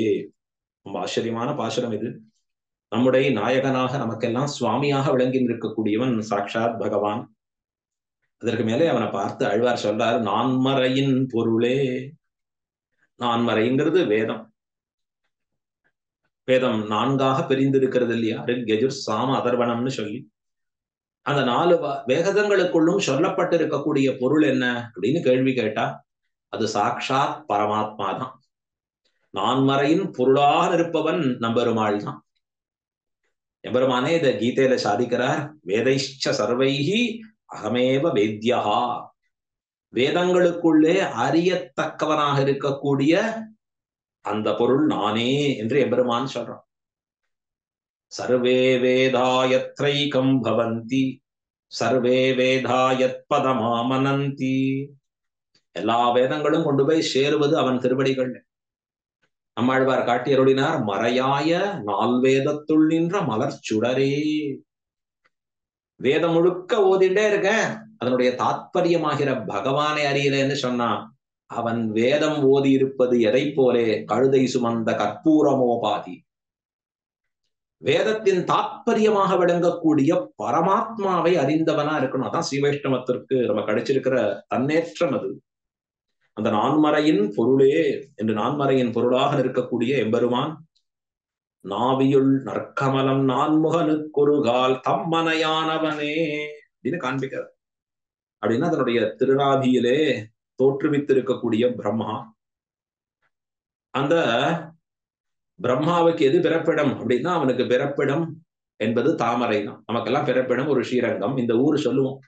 பிரம்மா எங்க பிறந்தீர்? எம்பெருமானுடைய திருநாபி கமலம் தான் என்னுடைய பிளேஸ் ஆஃப் பர்த் அப்படின்னு சொல்லுவான் பிரம்மா சொல்றச்சு. அப்படி அந்த ஒரு காலத்திலே பிரம்மாவுக்கு எம்பெருமான் எப்படி இருந்தான்? தம்மனை அப்படின்னா தாய் போலவே இருந்தான் எம்பெருமான். என்னை பெற்ற தாயாய் தந்தையாய்ன்னு சொல்லுவாரே ஆழ்வாரெல்லாம், அத போல பிரம்மாவுக்கு ஒரு சமயத்திலே பகவான் தாயாக விளங்கி நின்றான்னு கொண்டாடுகிறார். எப்பொழுது அப்படின்னா அந்த மதுகைடபவர்கள் வேதத்தை அபகரித்து கொண்டு சென்ற பொழுது. பிரம்மா சரியா வேதத்தை உச்சாரணம் பண்ணி சொல்லல, ஏதோ சரியில்லாம இருந்துட்டார், ஆகையாலே வேதத்தை தொலைத்தார். மது கைடவர்கள் தோன்றி அதை அபகரித்து கொண்டு சென்றார்கள். உடனே பிரம்மா சொல்ல ஆரம்பிச்சிட்டான், ஐயோ வேதோமே பரமம் சக்ஷுஹு வேதோமே பரமம் தனம் வேதாமே பரமம் சக்ஷுஹு வேதாமே பரமம் தனம் என்று இந்த பிரம்மா சொல்ல தொடங்கினார். ஐயோ எனக்கு வேதம் தானே கண்ணு, ஐயோ இந்த வேதம் தானே எனக்கு தனம். பிராமணானாம் தனம் ருக்ஷாமானி பிராமணானாம் தனம் ருஜசாமானி என்று சொல்லப்படுகிறது. ஆழ்வார் பாசுரத்தை சாதிச்சார். அந்தனர் மாட்டு அந்தி வைத்த மந்திரம். வேதத்துக்கு என்ன பேரு? அந்தனர் மாடுன்னு பேரு. பிராமணர்களுக்கு பெருநிதியாக இருக்கக்கூடியது. பிராமணர்களில் பிதாமகராக விளங்கக்கூடிய பிரம்மா வேதத்தை தொலைச்சிட்டு சொல்றார், ஐயோ கண்ணிழந்தேன், ஐயோ தனமிழந்தேன், ஐயோ எழுந்துட்டேனே, இந்த வேதத்தை எழுந்துட்டேனே அப்படின்னு அவன் வருத்தப்பட்டு கொண்டிருக்கக்கூடிய சமயத்திலே எம்பெருமான் அவற்றை மீட்டு கொடுத்து அவனுக்கு மீண்டும் உபதேசித்து ரட்சித்தார் இல்லையா?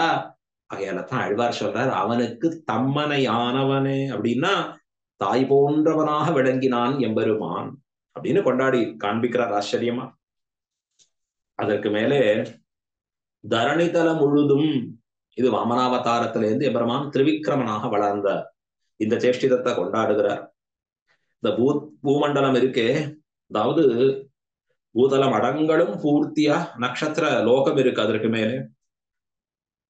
இது இப்படிப்பட்ட லோகங்களே என்ன எம்பெருமான் என்ன பண்றான்? தன்னுடைய நிலா தென்றல் போல இருக்கக்கூடிய திருவடிகளாலே ஸ்பரிசித்து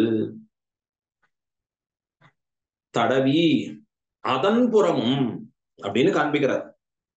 தாரகையின் இன்னுலகும் தடவி அதன் புறமும், அதற்கு மேலிருக்கக்கூடிய புறம்பே இருக்கக்கூடிய தேசம் எல்லாவற்றிலேயும் பரிபூர்ணமாக வளர்ந்திருக்கக்கூடியவனே.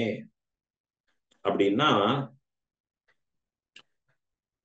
இந்திரன் தன் ராஜ்யத்தை எழுந்துட்டேன்னு கதறி நிற்க பெருமாள் கவலைப்படாதரா இந்திரா, நான் உன் ராஜ்யத்தை மீட்டு கொடுக்கிறேன்னு அவனுக்கு வரம் கொடுத்து, ஒரு க்ஷணம் நாம இருந்தா நம்ம இடத்துல சர்வசக்தி இருந்ததுன்னா, சங்க சக்கரங்கள் இருந்ததுன்னா, சங்கல்ப மாத்திரத்தாலேயே அழிக்கிற ஆற்றல் இருந்ததுன்னா, ஒரு க்ஷணத்துல அந்த மகாபலி அழியட்டம்னு சொல்லிட்டு ராஜ்யத்தை பிடுங்கி இந்திரா வச்சுக்கோன்னு கொடுத்துடும். ஆனா பகவான் மகாபலியிடத்துல இருக்கக்கூடிய ஒரு நல்ல எண்ணம் என்ன? எல்லாருக்கும் வாரி வாரி வழங்குவது, தர்மத்திலே தானத்திலே நிலை நிற்பது, இந்த நல்ல குணம் இருக்கே அவனுக்கு. ஆகையாலே இவனை இப்படி அழிக்க ஒண்ணாது. இப்ப என்ன பண்ணணும்? அந்த குணத்திற்கு ஒரு பெருமை சேர்ப்பதாகவும், பிறகு அத்தாலேயே அவன் ராஜ்யத்தை இழப்பதாகவும், அத்தாலே நாமும் உலகிலே இருக்கக்கூடிய சர்வருக்கும் உபகரிப்பதாகவும் சேர்ந்து அமையப்பெற வேணும். ஒரு கல்லுல 2 மாங்கா அப்படின்னு சொல்லுவா உலகத்தோர்கள். பகவான் ஒரு கல்ல 3 மாங்கா அடிக்கிறாரடா, எல்லாருக்கும் நன்மை பெறட்டும். ஒரு கல்லுல இல்ல, இங்க ஒரு காலிலேன்னு சொல்ற பெருமான் தன்னுடைய ஒரு பாதத்தை அப்படி வச்சு அளக்க தொடங்குறாரே அழகா. ஒரு பாதத்தை ஊன்றி இன்னொரு பாதத்தை அளக்கறச்சே 3 பேர் பலம் பெற்றார்கள். அழகா, ஆச்சரியம். மகாபலி, பகவான், உலகத்தவர்கள் எல்லாருக்கும் கிடைச்சது. அவன் வைத்தது 3 அடி, பலம் பெற்றதும் இந்த மூவருமே கூட. ஆச்சரியமா கொண்டாடி காண்பிக்கிறார் இந்த பாசுரத்துல ஆழ்வார். எப்படி இருக்கக்கூடியவன் எம்பெருமான் அப்படின்னா உலகம் முழுக்க அப்படி அளக்கிறான் தன்னுடைய திருவடிகளாலே. அப்படி எல்லாவற்றையும் மேல இருக்கிற நட்சத்திர லோகம் தான் ஆழ்வார் தம்முடைய பாசுரத்துல சொல்லி காண்பிக்கிறார். ஒரு கால் நிற்ப ஒரு காலம் காமரிஷீர் அவன் உள்ளத்து என்மதியும் கடந்து அண்டமீது போகி இருவிசும்பின் ஊடுபோய் எழுந்து மேலை தன்மதியும் கதிரவனும் புறந்தடவி தாரகையின் அப்பால் மிக்கு அப்படின்னு வார்த்தை சொல்றார். மண்முழும் அகப்படுத்த நின்னையந்தை மலர்புறையும் திருவடியே வணங்கினேனே என்று பாசுரம் காண்பிக்கிறார். தம்முடைய திருநந்தாண்டக பாசுரத்துல ஒன்மிதியில் புனலுருவி ஒரு கால் நிற்ப ஒரு காலும் காமரிஷி அவன் உள்ளத்து என்மதியும் கடந்த அண்டவீது போகின்னு அந்த பாசுரத்துல காண்பிச்சபடியே இங்கேயும் தெரிவிக்கிறார். ஆச்சரியமா தாரகி நின்னுலகம் தடவி அதன் புறமும் விம்ம வளர்ந்தவனே அப்படின்னா இரண்டு திருவடிகளாலும் தடவி காரியம் பூர்த்தி ஆன உடனே, இந்த காரியம் தான் நினைச்ச காரியம் பலித்த உடனே எம்பெருமானுக்கு என்னாச்சு? அப்படி பூரித்து நிற்கிறான். அவிம்ம வளர்ந்தவனே, அந்த சந்தோஷத்தால எம்பெருமான் இப்படி வளர்ந்து நிற்பவனாக நிற்கிறான்.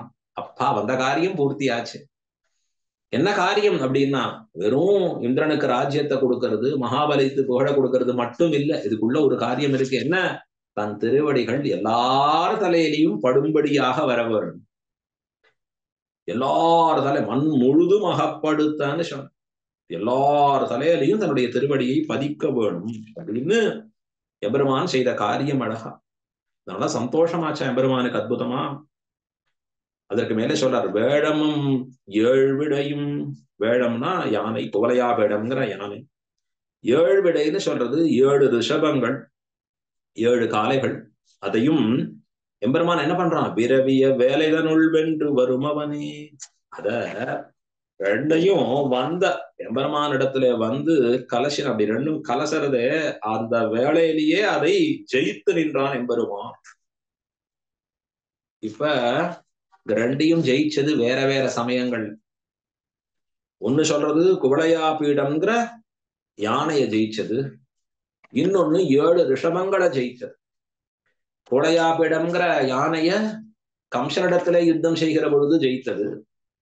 7 காளைகளை அடக்கினது என்பது நப்பின்னை பிராட்டியை மணப்பதற்காக அடக்கியது இல்லையா? இது ரெண்டும் வேறு வேறு காலத்துல செய்தா போலே இருந்தாலும் கூட இந்த ஆழ்வாருக்கு ஏக காலத்திலே செய்தா போலே தோன்றுகிறது. எதனாலேனார் விரோதி நிரசனம் பண்ணக்கூடிய துறை. எம்பெருமான் அடியார்களுக்கு ஒரு குறை என்று சொன்னால் அவர்களுக்கு ஏற்படக்கூடிய விரோதிகளை உடனே துவம்சித்து போருவான், அழித்து போருவான்கிறத காண்பிப்பதற்காக ஆழ்வார் இரண்டையுமாக சேர்த்து ஒரு சேர அனுபவிக்கிறார் அப்படிங்கிறதை காண்பிச்சு அம்மா எனக்கு ஒரு கால், அம்மா எனக்கு சுவாமியானவனே, அம்மா சுவாமியே எனக்கு ஒரு கால் ஆடுக செங்கீரை ஆயர்கள் போரேரே ஆடுக ஆடுகவே, எனக்கு ஒரு கால் நீர் ஒரு முறை இந்த செங்கீரை ஆட்டத்தை ஆட வேண்டும் என்று பிரார்த்தித்து இருக்கிறார் அழகா.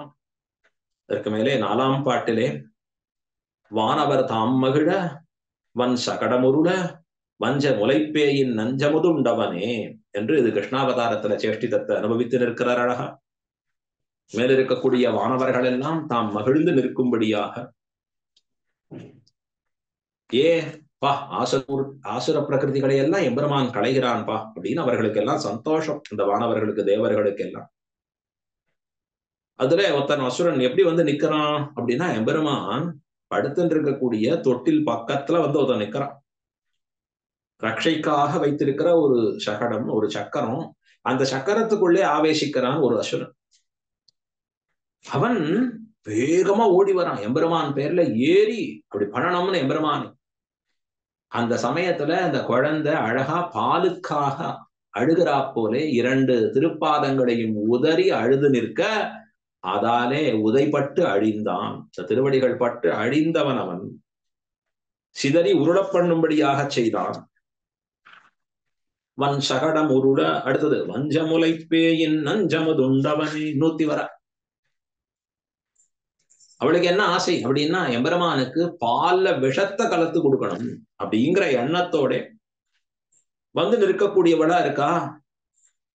எம்பெருமான் அந்த விஷப்பாலையே அமுதமாக கூட பருகி நிற்கிறான் அப்படின்னு கொண்டாடி காண்பிக்கிறார். ஆச்சரியமா? அப்படியா, எனக்கு நீ பாலை கொடுக்கணும்னு ஆசைப்பட்டியா? வாயே எடுத்துக்கிறேனே அப்படின்னு சொல்லி அந்த பேய்முலை நஞ்சு உண்டான் எம்பெருமான் அதை அமிர்தமாக கொண்டு பருகி அத்தோடே சேர்த்து அவள் உயிரையும் பருகினான் பகவான் என்று காண்பிக்கிறார் அழகா.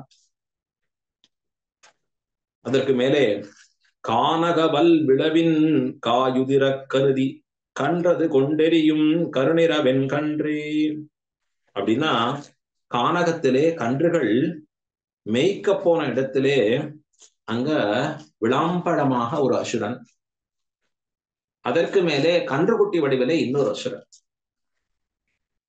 ரெண்டு பேரும் எம்பெருமானை வதம் பண்ணணும்னு அவர்கள் காத்தின்னு இருக்கா. பகவான் பார்த்தான், ஓ 2 பேர் இருக்கேடா, ரொம்ப சந்தோஷம். அப்ப என்ன பண்றதுன்னா, இவனை வச்சே அவனை முடிச்சுடுறேன், இந்த அசுரனை வச்சுட்டு அவனை முடிச்சுடுறேன் அப்படின்னு எம்பெருமான் திருவள்ளம் பற்றினாடகா. கன்று வடிவிலே வந்திருக்கக்கூடிய அசுரனை கொண்டு மேலே அந்த இடத்திலே பழ வடிவிலே இருக்கக்கூடிய அங்க மேல இருக்கக்கூடிய இந்த விடாவாக இருக்கக்கூடிய அந்த அசுரனை முடித்தான், வீசி எறிந்து அவனை முடித்தான்.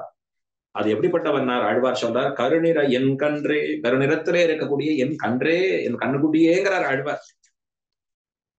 இது என்ன பெருமான பார்த்து இது அக்னியில சொல்லும்படியான வார்த்தையா இருக்கே அப்படின்னு சொல்றாரு. என்ன, ஆமா, உகப்பின் காரியமாக இருக்கக்கூடியது, அந்த உகப்பு விஞ்சி இருக்கிறது எம்பெருமான் பெயர்ல. ஆகையாலே இவருக்கு என்ன என் கன்றே என்று கொண்டாடி காண்பிக்கிறார்.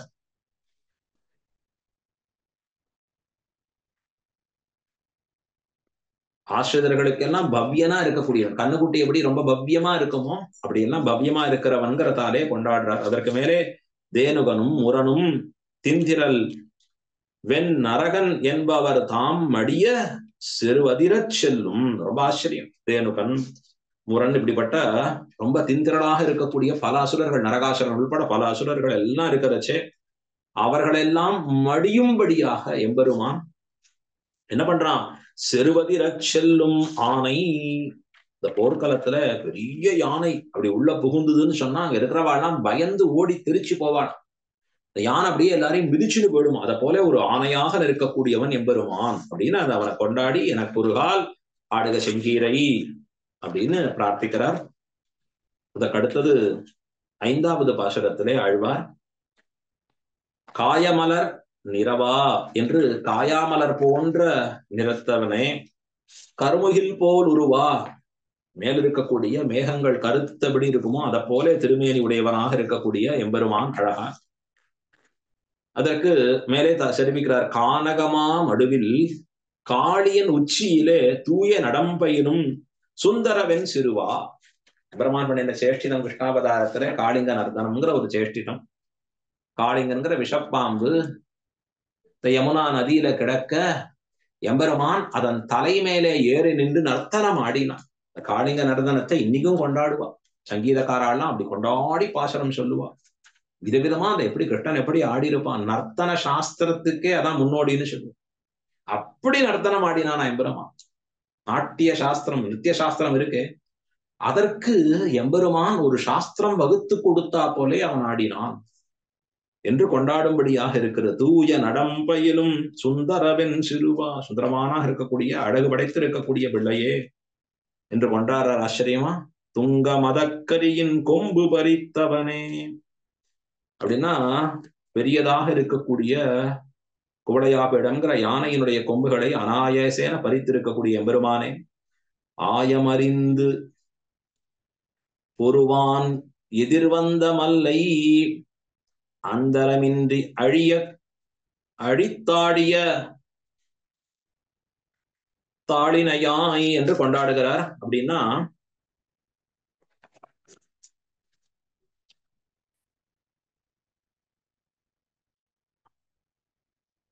எதிர்த்து இருக்கக்கூடிய மல்லர்கள் இருக்காலே அவர்களை எம்பெருமான் அவர்களை அழிக்கும்படியாக அவர்களோடு சென்று பொருது அழித்து போய் நிக்கிறான. இன்னும் யாராவது வருவார்கள் உண்டா அப்படின்னு பார்த்து அப்படி மனோகரிக்கும்படியாக திருவடிகளை உடையவனே என்று கொண்டாடி காண்பிக்கிற இந்த இடத்துல அந்தரம்ங்கிற பதத்திற்கு பல அர்த்தங்களை காண்பிச்சிருக்கிறார்.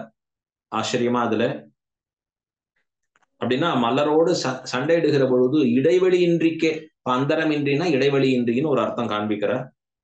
இல்ல இன்னொரு அர்த்தம் எப்படி சொல்றான் அப்படின்னா, அந்தரம்னு சொன்னா அபாயம்னு ஒரு அர்த்தம்.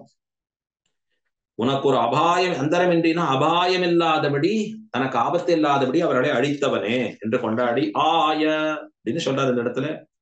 எனக்குருகால் அப்படின்னா, ஏ ஆயனே, எம்பெருமானே, எனக்காக ஒரு முறை நீர் செங்கீரை ஆட்டத்தை ஆட வேண்டும் என்று இந்த பாசுரத்திலே ஆச்சரியமாக காண்பித்து அருளுகிறார். ஆழ்வார் பிரார்த்தித்து நிற்கிறார் எம்பெருமான் திருவடிகள்ல. இது 6ஆம் பாட்டிலே. அதற்கு மேற்கொண்டு 7ஆம் பாட்டு. துப்புடை ஆயர்கள் தம் சொல் வழுவாதொருகால் தூய கருங்குழல் நற்றோகை மயில் அணைய நப்பின்னை தன் திறமா நல்விடை ஏழவிய நல்ல திரளுடைய நாதனும் ஆனவனே. தப்பின பிள்ளைகளை தனமிகு சோதி புக தனியொரு தேர் கடவி தாயொடு கூட்டிய என் அப்ப எனக்கொருகால் ஆடுக செங்கீரை ஆயர்கள் போரேரே ஆடுக ஆடுகவே. ரொம்ப ஆச்சரியமான பாசுரம் எடுத்தது. இந்த பாசுரத்திலையும் எம்பெருமானுடைய சேஷ்டிதங்களை 7ஆம் பாட்டில் அனுபவிக்கிறார் ஆழ்வார். அப்படின்னா, முடுக்கை உடைத்தாய் இருக்கக்கூடிய தூய கருங்குழல் துப்புடை ஆயர்கள் தம் சொல் வழுவாது ஒரு கால். எப்பொழுதும் எம்பெருமான் ஆயர்களுடைய சொல்லை வழுவாது கடைபிடிப்பவனாக இருக்கக்கூடியவனா. நற்றோகை மயில் அணைய அப்படிங்கிறது இங்க காண்பிக்கிறார் அழகா. இந்த துப்புங்கிற மிடுக்கு அர்த்தம் சொல்றாரு அழகா. ஏறு தழுவுன்னு சொல்லும்படியான வார்த்தை இருக்கு, அதை சொல்றது இல்ல. எம்பெருமானுடைய மென்மை, ஏறுகளுடைய மிடுக்கு, இந்த ஏறுகளுக்கு உண்டாய் இருக்கக்கூடிய அந்த வன்மை, இது ரெண்டையும் பார்க்காம ஏறு தழுவுன்னு சொல்றாரு, அந்த மனோதைரியம் அதை சொல்றதுன்னு சொல்றாரு. அதனாலதான் துப்புடை ஆயர்கள் தம் சொல் வழுவாது ஒருகால். அவருடைய வசனத்தை எப்பொழுதுமே மாற்றாதபடி இருக்கக்கூடியவன் எம்பெருமான். இறையர் தங்களுடைய வசனத்தை தப்பாதே. ஒரு கால விசேஷத்திலே எம்பெருமான் என்ன பண்றான்? தூய கருங்குழல் நற்றோமையனைய. ரொம்ப ஆச்சரியமா சொல்றார் அழகா.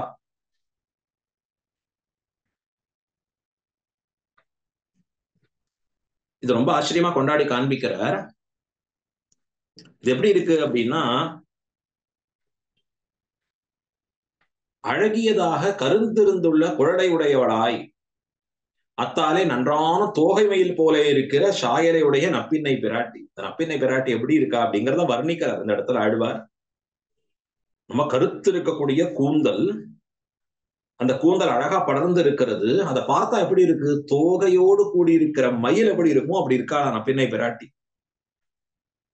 அந்த நப்பின்னை பிராட்டியோடு சேருவதற்காக, அதற்கு காரணமாக பெருமான் என்ன பண்றான்னா, யார் சொல்லிட்டு செய்யலாம், யார் சொன்னதை செய்யலாம் அப்படின்னு காத்திருந்து, ஓ நல்விடை ஏழோடு, இந்த ஏழாக இருக்கக்கூடிய இந்த ரிஷபங்கள் இருக்கே அதோட சேர்ந்து சண்டையிட்டு வர வேணும். அது ஜெயித்து வந்தா பெருமானே நப்பினை பிராட்டி உனக்கு தான் அப்படின்னு சொன்ன உடனே, அப்படி அந்த ஜெயித்து நல்ல திரளுடைய நாதனும் ஆனவனே, அந்த 7 அவிய அவைகள் எல்லாம் அழிந்து போகும்படியாக ஜெயித்து அவர்களுக்கு நாதனாக ஆனவனே, எங்கள் கூட நாதன் அவர்கள் கொண்டாடும்படியாக ஆனவனே என்று சொல்றார். இந்த இடத்துல நல்விடைன்னு ஒரு பதம் இருக்கு. ரொம்ப ஆச்சரியம். மாமுனிகளுடைய வியாக்கியானம் இருக்கு, அத்தியாச்சரியம். அது நமக்கு இருக்கிற சந்தேகங்களை தானே கேட்டு தானே தெளிவிப்ப. செங்கீரை ஆடுவதுன்னா என்னன்னு நமக்கு தெரியாம இருந்திருக்கும். முதல் பாசுரத்தை விளக்கிட்ட அவதாரிக்கையிலேயே அதை பத்தி தெரிவிச்சேன். இப்ப அதை போல இந்த இடத்துல அழகா நல்விடைன்னு சொல்றார். நல்விடைன்னு சொன்னா இது என்னது? இது நல்ல எருதுகளா எம்பெருமான் மேல மோத வரைச்சே அது எப்படி நல்விதைன்னு சொல்றது? இல்ல இல்ல, நல்ல பாம்பு போலன்னு அர்த்தம். மாமுனிகள் ஆச்சரியமா அர்த்தம் தெரிவிச்சார். அது நல்ல பாம்புன்னு சொன்னா என்ன அர்த்தம்? அது கிரௌரியத்தை பற்ற. நல்ல பாம்புன்னா ரொம்ப இருக்கிறதுலயே கெட்ட பாம்பு, அத போல அர்த்தம்னு இங்க தெரிவிச்சார் அழகா. தப்பின பிள்ளைகளை தனமிகு சோதி புக தனியொரு தேர் தடவி, தனியொரு தேர் கடவி தாயோடு கூட்டிய. அடுத்தது இதொரு விற்த்தாந்தத்தை அனுபவிக்கிறார். வைதிகனுடைய பிள்ளை பிறந்து பிறந்து தாய் காண்பதற்கு முன்பே குழந்தைகள் மறைந்து நிற்க, ஐயோ எங்க இருக்கு இந்த பிள்ளைகள் அப்படின்னு தெரியாத பொழுது தவித்து நிற்க, அந்த வைதிகனுடைய புத்திரர்களை தன்னுடைய சோதியாக இருக்கக்கூடிய ஸ்ரீவைகுண்டத்திலே மூலப்பிரகிருத்தியை கடந்து கொண்டு போய் அந்த அண்டச்சுவருக்கு அப்பால், அந்த அண்டச்சுவருக்கு அப்பால் தேர வெளியில நிறுத்தி, அர்ஜுனனை வெளியில நிறுத்தி தான் உள்ள போய் அந்த அண்டச்சுவரை கடந்து போய் அந்த பிள்ளைகள் எல்லாம் வைதிகன் பிள்ளைகளை கொண்டு வந்து இவர்களுக்கு கொடுத்து என் பிள்ளைகள் என்று அவர்கள் உச்சி முகிற அப்படி கொண்டாடும்படியாக அவர்களை ரட்சித்தவனே, அவரோடு கூட்டியவனே, ஆசிரிதம் காரியத்தை செய்து அதனால எம்பெருமான் என்ன பண்றான், ஆழ்வாருக்கு உபகாரமானவனாக இருக்கிறான். என்னப்ப அப்படின்னு கொண்டாடுறான். அவருக்கு பண்ண காரியம் எனக்கு பண்ண காரியம் போல, எனக்கு உபகாரம் பண்ணா போல என்று கொண்டாடும்படியா அப்படிப்பட்ட நீர் எனக்கு ஒரு கால் ஆடுக செங்கீரைன்னு மறுபடி பிரார்த்திக்கிறார் ஆச்சரியமா. அதன் பிறகு 8ஆம் பாட்டிலே உன்னையும் ஒக்கலையில் கொண்டு தமிழ் மருவி அப்படின்னா அங்க இருக்கக்கூடிய அந்த ஆட்சிகள் எல்லாம் எம்பெருமானை தன்னுடைய இடுப்பிலே மருங்கிலே எடுத்துக்கொண்டு அவர்கள் தம் இல் மருவி அப்படின்னா தங்களுடைய இல்லத்திலே புகுந்து. ஆழ்வாருக்கு என்ன ஆச்சரியம், இது என்ன அருமை, வாழால எப்படி பண்ண முடியாது. ஒரு பக்கம் கிருஷ்ணனை வச்சுட்டு இருக்கா, கிருஷ்ணனுடைய சௌந்தரியத்துல மயங்கி இருக்கணும், ஆனாலும் அந்த மயக்கத்திலே தெளிந்து இருக்கா. இதுதான் தங்கள் வீடுன்னு தெரிஞ்சு உள்ளே புக்கு நிற்கிறார்கள், இது பெரிய ஆச்சரியம் என்றோ அப்படின்னு ஆழ்வார் கேட்கும்படியா இருக்கா. அப்படி தம்முடைய இல்லத்திலே சென்று இருக்கக்கூடிய உன்னொடு தங்கள் கருத்தாயன செய்து வரும் அப்படின்னு காண்பிக்கிற. அப்படின்னா இந்த உன்னோடே தங்கள் நினைவுக்கு தக்கபடி பரிமாறி, அவளுக்கு எப்படி பிடிச்சிருக்கோ அப்படியெல்லாம் எம்பெருமானோட பரிமாறிக்கொண்டு இருக்கக்கூடிய அத்தியாச்சரியம் என்று காண்பிக்கிறது. இதுல வர்ணிக்கிறார் மாமுனிகள். அப்படின்னா எப்படி இருக்கும் அப்படின்னா அவர்கள் எல்லாம் உகக்கும்படியா இருக்கு. தாயினிடத்திலே, அதாவது தனியிடத்திலே இவர்கள்ட்ட என்ன பண்றான் எம்பெருமான், யௌவனத்தை காண்பிக்கும்படியா இருக்கிற யௌவனாவஸ்தியனாய் யௌவன அவஸ்தையில இருப்பவனா காண்பிச்சுக்கிறான். ஆனா அம்மா பக்கத்துல போன உடனே, யசோத பக்கத்துல போன உடனே சைசவமா இருக்கக்கூடிய பருவத்துல, குழந்தை பருவத்துல இருக்கக்கூடியவனா இருக்கிறத பார்த்து பார்த்து ஆச்சரியப்படுறானா வாழ்னா. என்ன சேஷ்டிதம் இது, எபெருமானுடைய அற்புதமான ஒரு இலை என்று கொண்டாடி உகந்து இருக்கிறார்களா அவர்கள் எல்லாம். கண்ணியரும் மகிழ கண்டவர் கண்குளிர, கண்டவர்கள் எல்லாம் கண் குளிரும்படியா கற்றவர் தெற்றிவர பெற்றவென கருளி. ஆச்சரியம் அந்த இடத்துல வாசித்தவர்கள் எல்லாம் என்ன பண்றோம், 4 சப்தம் ஏதோ தொடுக்க கட்டவர்கள்லாம் எம்பெருமானுடைய பாலஜேஷ்டிதங்களை நான் பிள்ளை கவிகளாக பாட வேணும்னு ஓடி வராளாம். பெற்ற என கருளி, உன்னை பிள்ளையாக பெற்ற எனக்கு பிரசாதத்தை பண்ணி, மேல சொல்றார் அழகா, அதுக்கு மேற்கொண்டு அன்வைக்கணும். அந்த எம்பெருமான் எங்கெல்லாம் இருக்காங்கிறார் ஆழ்வார் சொல்றார். மண்ணு குறுங்குடியாய் வெள்ளரையாய் மதில் சூழ் சோலைமலை கரசே கணபுரத்தமுதே. திருக்குறுங்குடி மலையில எழுந்தருள் இருக்கக்கூடிய எம்பெருமான், திருவள்ளரையில குடிகொண்டு இருக்கக்கூடிய எம்பெருமான், மதில் சூழ் சோலைமலைக்கரசாக சோலைமலையிலே குடிகொண்டிருக்கக்கூடிய எம்பெருமான், திருக்கண்ணபுரத்து அமுதே, திருக்கண்ணபுரத்திலே அமுதனாக இருக்கக்கூடிய சர்வஜன போக்கியமாக எழுந்தருள் இருக்கக்கூடிய திருக்கண்ணபுரத்திலே இருக்கக்கூடிய அமிர்தமாக எம்பெருமான், நீர் என் அவலம் கடைவா, என்னுடைய அவத்தியதையை நீர் போக்கி அருள வேணும் அப்படின்னு பிரார்த்திக்கிறார். என்னுடைய குற்றங்களை எல்லாம் நீர் களைந்திருக்க வேணும், நீர் எனக்கு பவ்யனானபடி நான் சொன்னதையெல்லாம் நீர் கேட்டு போரும்படியாக எனக்கு இருக்க வேணும் அப்படிங்கிற அற்புதமான அர்த்தத்தை அருளி செய்து, நீர் ஆடுக செங்கீரை, நமக்கு ஒரு கால் ஆடுக ஆடுகவே என்று பிரார்த்திச்சு, அதற்கு மேலே 9ஆம் பாட்டிலே ஆழ்வார் பாலொடு நெய் தயிர் உன் சாந்தொடு சண்பகமும் பங்கயம் நல்ல கருப்பூரமும் நாரி வர எபெருமான், நல்ல பால் தயிர் வெண்ணெய் இவையெல்லாம் ஒன்று இருக்கக்கூடியவனாக விளங்கி நிற்க, திருமேனியிலே அழகிய சாந்து செண்பகம் இதெல்லாம் பலகாலம் சாத்தி இருக்க, இந்த திருமேனி அசைந்து வரச்சே அந்த அசையும் எப்படி இருக்கு, அந்த அருஷத்தாலே இந்த இடத்துல கற்பூரம் நாருமோ கமலப்பூ நாருமோ அப்படிங்கிறபடியாக அந்த திருப்பவளம் விகசிக்கையாலே எம்பெருமானுடைய திருப்பவளமானது அப்படி விகசித்து இருக்கக்கூடியதா இருக்கு அழகா. பங்கஜமும் நல்ல கற்பூரம் ஆகிறவையும் தண்ணிலே கலந்து அப்படி வருது அழகா. அங்கேந்து கோல நரும்பவள செந்துவர் வாயினிடை கோமல வெள்ளி முளைப்போல் சில பல்விலக. இந்த சமயத்துல எப்படி இருக்கு அப்படிங்கிறத இங்க காண்பிக்கிறார். தர்சனீயமாக இருக்கக்கூடிய பரிமளிதமான பவளம் போல அழகியதாக இருக்கக்கூடிய சிவந்து இருக்கக்கூடிய அந்த திரு அதரம், பெருமானுடைய அந்த உதடுகள் இருக்கு, அதரத்துள்ளே இளையதாக இருக்கக்கூடிய அந்த வெள்ளி அரும்பு போல இருக்கிற சில முத்துக்கள், அந்த முத்துக்களாக இருக்கக்கூடிய அந்த பற்கள் விளங்கி நிற்க ஆச்சரியமா. நீலம் இத்தியாதி, இந்த நீலமேன திருமேனி எப்படி இருக்கிறது, பரவாகமாக இருக்கக்கூடிய திருமேனி, அதிலே அழகுமிக்க இருக்கக்கூடிய ஸ்ரீ பஞ்சாயுதத்தின் நடுவே இங்க சொல்றார் ஆச்சரியமா, நீல நிறத்து அழகார் ஐம்படையின் நடுவே நின் கனிவாய் அமுதமிற்று முறிந்து விழ. அப்படின்னா அந்த பஞ்சாயுதத்துல நடுவே இருக்கக்கூடிய ஆச்சரியமாக பக்குவ பலமாக இருக்கக்கூடிய அந்த திருப்பவளம், நல்லா பழுத்திருக்கக்கூடிய கனி போல இருக்கக்கூடிய அந்த திருப்பவளத்திலூடு வருகிற வாக் அமிர்த ஜலம், இந்த திருவாயிலிருந்து அப்படி அமிர்த ஜலம் ஊறி நிற்கிறது. இந்த இற்றிற்று வழ இங்க காண்பிக்கிறார், அப்படி இட்டு விழும்படியாக இருக்கக்கூடிய இதை கொண்டாடி மகிழ்கிறாள் யசோதை பிராட்டியாக பெரியாழ்வார். அது அப்படிப்பட்ட யாருன்னா அது ஏழு மறைப்பொருளே, ஏழு மறைப்பொருளேன்னு கொண்டாடுற. அப்படின்னா தகுதியான வேதார்த்தமானவனே அப்படின்னு சொல்றது. வேதைச்ச சர்வைஹி அகமேவ வேத்யகாங்கிறபடி வேதத்துக்கு அனுரூபமான அர்த்தம் இவனே இரு. இவன் தான் வேதத்துக்கு தகுதியான அர்த்தம். மற்ற அர்த்தங்கள் எல்லாம் தகுதி இல்லாத அர்த்தம். இந்த ஹோமம் பண்ணு, அதை பண்ணு, இப்படி பண்ணு, இதை செய்தா நீ இதை போய் மேல அடையலாம். வேதத்துக்கு தகுதியான அர்த்தம் என்ன? எம்பெருமானை வர்ணிப்பது, எம்பெருமானை போற்றுவது. அதனாலதான் ஏழு மறைப்பொருளே என்று கொண்டாடி காண்பிக்கிறார். ஆடுக செங்கீரை ஏழுலகம் உடையாய் ஆடுக ஆடுகவே என்று எம்பெருமானிடத்திலே பிரார்த்திக்கிறார். கடைசியா 10ஆம் பாட்டிலே வாழ்வார். செங்கமலக் கடலில் சிற்றிதழ் போல் விரலில் சேர்த்திகள் ஆழிகளும் கிண்கிணியும் அறையில் தங்கிய பொன்வடமும் தாளனன் மாதுளையின் பூவொடு பொன்மணியும் மோதிரமும் கிரியும் மங்கள ஐம்படையும் தோல்வளையும் உடையும் மகரமும் வாளிகளும் சுற்றியோ ஒத்திலக எங்கள் குடிக்கரசே ஆடுக செங்கீரை ஏழுலகம் உடையாய் ஆடுக ஆடுகவே அப்படின்னு கொண்டாடி காண்பிக்கிறார்.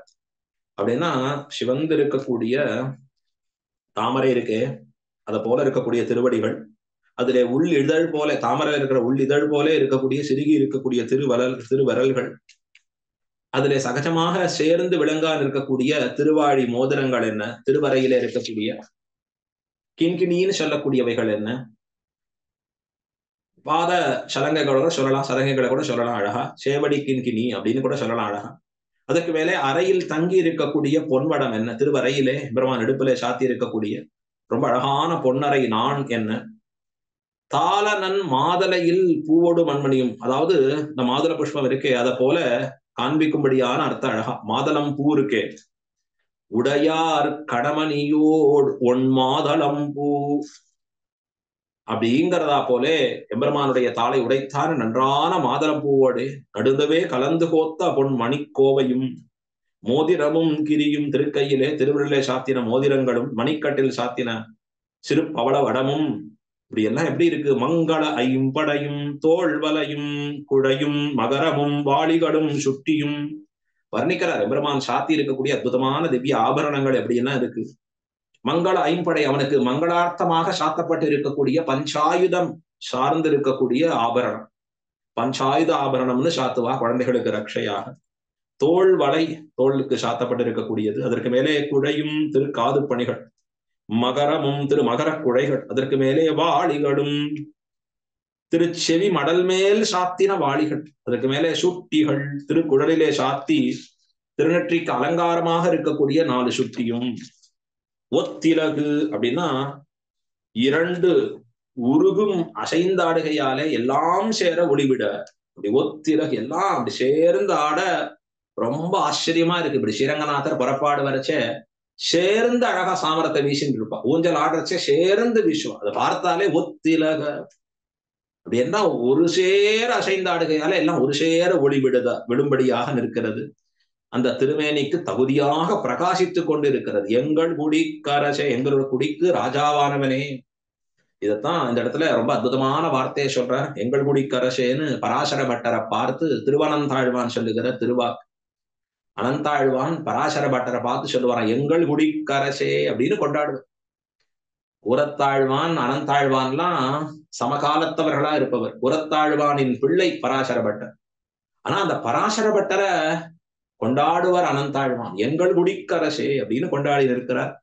அத போல கிருஷ்ணனை இந்த இடத்துல எங்கள் குடிக்கு அரசாக, ஆயிரங்கள் குலத்துக்கு அரசாக விளங்கி நிற்கக்கூடியவன்னு காண்பிச்சு கடைசியா இந்த 11வது பாசுரத்திலே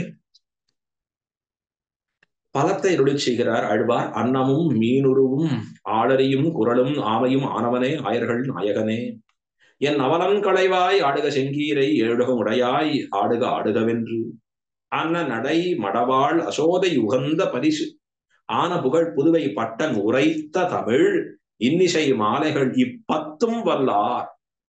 அவர்களுக்கு என்ன கிடைக்கும்? உலகில் எண் திசையும் புகழ்மிக்கு இன்பம் எய்துவரே அப்படின்னு காண்பிக்கிறார். ஆச்சரியமா எம்பெருமான் என்னெல்லாம் அவதாரம் எடுத்த அன்னமும் ஹம்ச சுஜிசத் என்னும் சொல்றார். ஆச்சரியமா அன்னமாய் அன்னங்கருமறை பயந்தான். எம்பெருமான் அன்னமாக இருந்து மறைகளை வேதங்களை உபதேசம் பண்ணி அருளினான் பிரம்மாவுக்கு. அப்ப வேதத்தை கொடுத்தருளின ஹம்சமாக எம்பெருமானுடைய அவதாரம் அன்னமும்.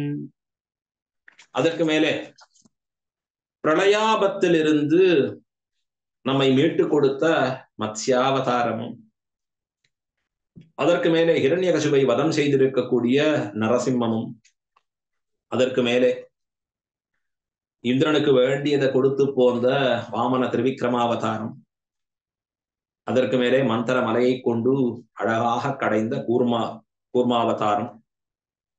இதனால என்ன தெரியறது அப்படின்னா, ஆசிரிதர்களை ரட்சிக்கணும்னா என்ன உருக்கொண்டு வேணா எம்பெருமான் அவதரிப்பேன், தன்னுடைய திவ்யமங்கல விக்கிரகத்தை அழியமாறிக்கொண்டு இந்த இடத்துல காண்பிக்கிறச்சு. அந்தந்த இடத்திற்கு எப்படி தேவையோ அப்படி நான் ரட்சிப்பேன் என்று இந்த எம்பெருமானுடைய தன்னேற்றம் இங்க அதை கொண்டாடும்படியாக நிற்கிறது. ஆயர்கள் நாயகனே, அதெல்லாம் போல இல்லையா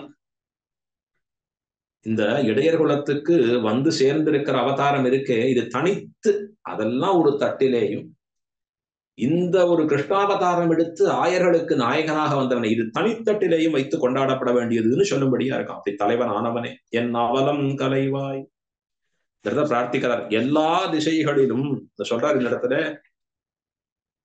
உனக்கு என் வருகிறதோ என்று வயிறு எரியான் இருக்கும் என்னுடைய கிளேசத்தை. ஆழ்வாருக்கு என்ன கிளேசம் இருக்கு? என்னுடைய அவலத்தை போக்க வேணும்னா என்ன இருக்கு? நமக்கு தான் 1000 இருக்கு, இது வேணும் அது வேணும், இது போகணும் அது போகணும் அப்படின்னு எத்தனையோ சொல்லிட்டு இருப்போம்னா, ஆழ்வாருக்கு ஐயோ எம்பெருமானுக்கு என் வருகிறதோ என்று வயிறு பிடிப்பவர் என்றோ ஆழ்வார். ஆகையால சொல்றார், அந்த கிளேசத்தை, அதுதான் எனக்கு வருத்தமே, அதை நீர் போக்கி அருளுகிறீரே. அதுதான் எப்படி போக்கி அருளுகிறான் எம்பெருமான்? அசுரர்களை அழிப்பதாலே, ராட்சசர்களை நிரசிப்பதாலே ஆழ்வார ரட்சித்தருளுகிறான் எம்பெருமான். அதைத்தான் போக்கியவனேன்னு சொல்லி ஆடுக செங்கீரை ஆடி அருள வேணும் அப்படின்னு 7 லோகம் இத்தியாதி சர்வலோகங்களும் சுவாமியானவனே ஆட வேணும் என்று இவ்வாழ்வார பிரார்த்திச்சார் இல்லையா? இது ஆச்சரியமா இந்த பாசுரத்துல. அதான் சொல்றாரு இங்க, அன்னடை மடவாள் அசோதை உகந்த பரிசு.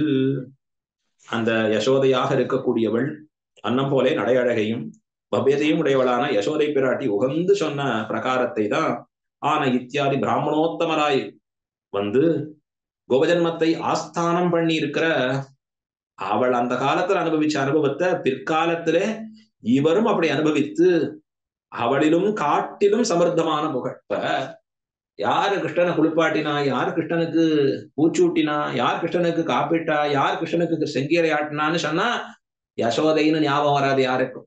யார் ஞாபகம் வரும்னா பெரியாழ்வார். எல்லாம் பண்ணவர் பெரியாழ்வார். இப்ப யசோதையை காட்டிலும் புகழுடையவரா இருக்கிறாரு.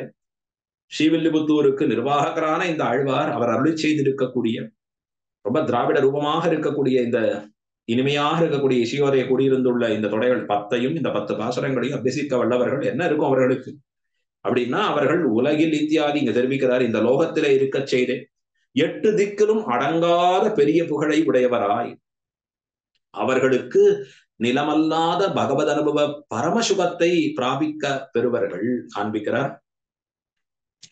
எல்லா இடத்திலேயும் புகழை பெறுவதோடு மட்டுமல்லாதபடி இறந்திருக்கக்கூடிய பகவத் அனுபவத்திலேயும் அதில் கிடைக்கிற பரம சுகம் இருக்கே, அதை பெறக்கடவர்களாக இருக்கக்கூடியவர்கள் என்று காண்பித்து பூர்த்தி பண்ணுகிறார் பெரியாழ்வார். இந்த இடத்துல பெரியஜியருடைய வியாக்கியானம் அத்தியாச்சரியமான வியாக்கியானம். இந்த ஒரு 10 பாசுரத்தை ஆடுக செங்கீரை ஆயர்கள் போரேரே ஆடுக ஆடுகவேன்னு சொல்லி நாமும் கிருஷ்ணனோட சேர்ந்து யசோதை பிராட்டி எப்படி அந்த கிருஷ்ணனை அப்படி ஆடி மகிழ்வித்தாலும் செங்கீரை பருவத்திலே அழகா அந்த கிருஷ்ணன் செங்கீரை ஆட்டத்தை ஆடுவதை எப்படி ஆழ்வார் பெரியாழ்வார் தாமே யசோதையாக மாறி அனுபவித்தாரோ அவ்வனுபவத்தை பெற்ற நாம் இந்த பாக்கியத்தை கொடுத்த ஜீயர் சுவாமிகள் திருவடிகளுக்கு பல்லாண்டு பாடிக்கொண்டு, பெரிய ஜீயர் தொடக்கமான பூர்வாச்சாரியர்கள் அத்தனை பேருக்கும் பல்லாண்டு பாடிக்கொண்டு, பெரியவருமாள் பெரியவராட்டியார் திருவடிகளுக்கும் பல்லாண்டு பாடிக்கொண்டு அமைகிறேன். பெரியாழ்வார் திருவடிகளே சரணம், பெரிய ஜீயர் திருவடிகளே சரணம், ஆழ்வார் திருவடிகளே சரணம், எம்பெருமானார் திருவடிகளே சரணம், ஜீயர் திருவடிகளே சரணம். அடியார்கள் வாழ அரங்கன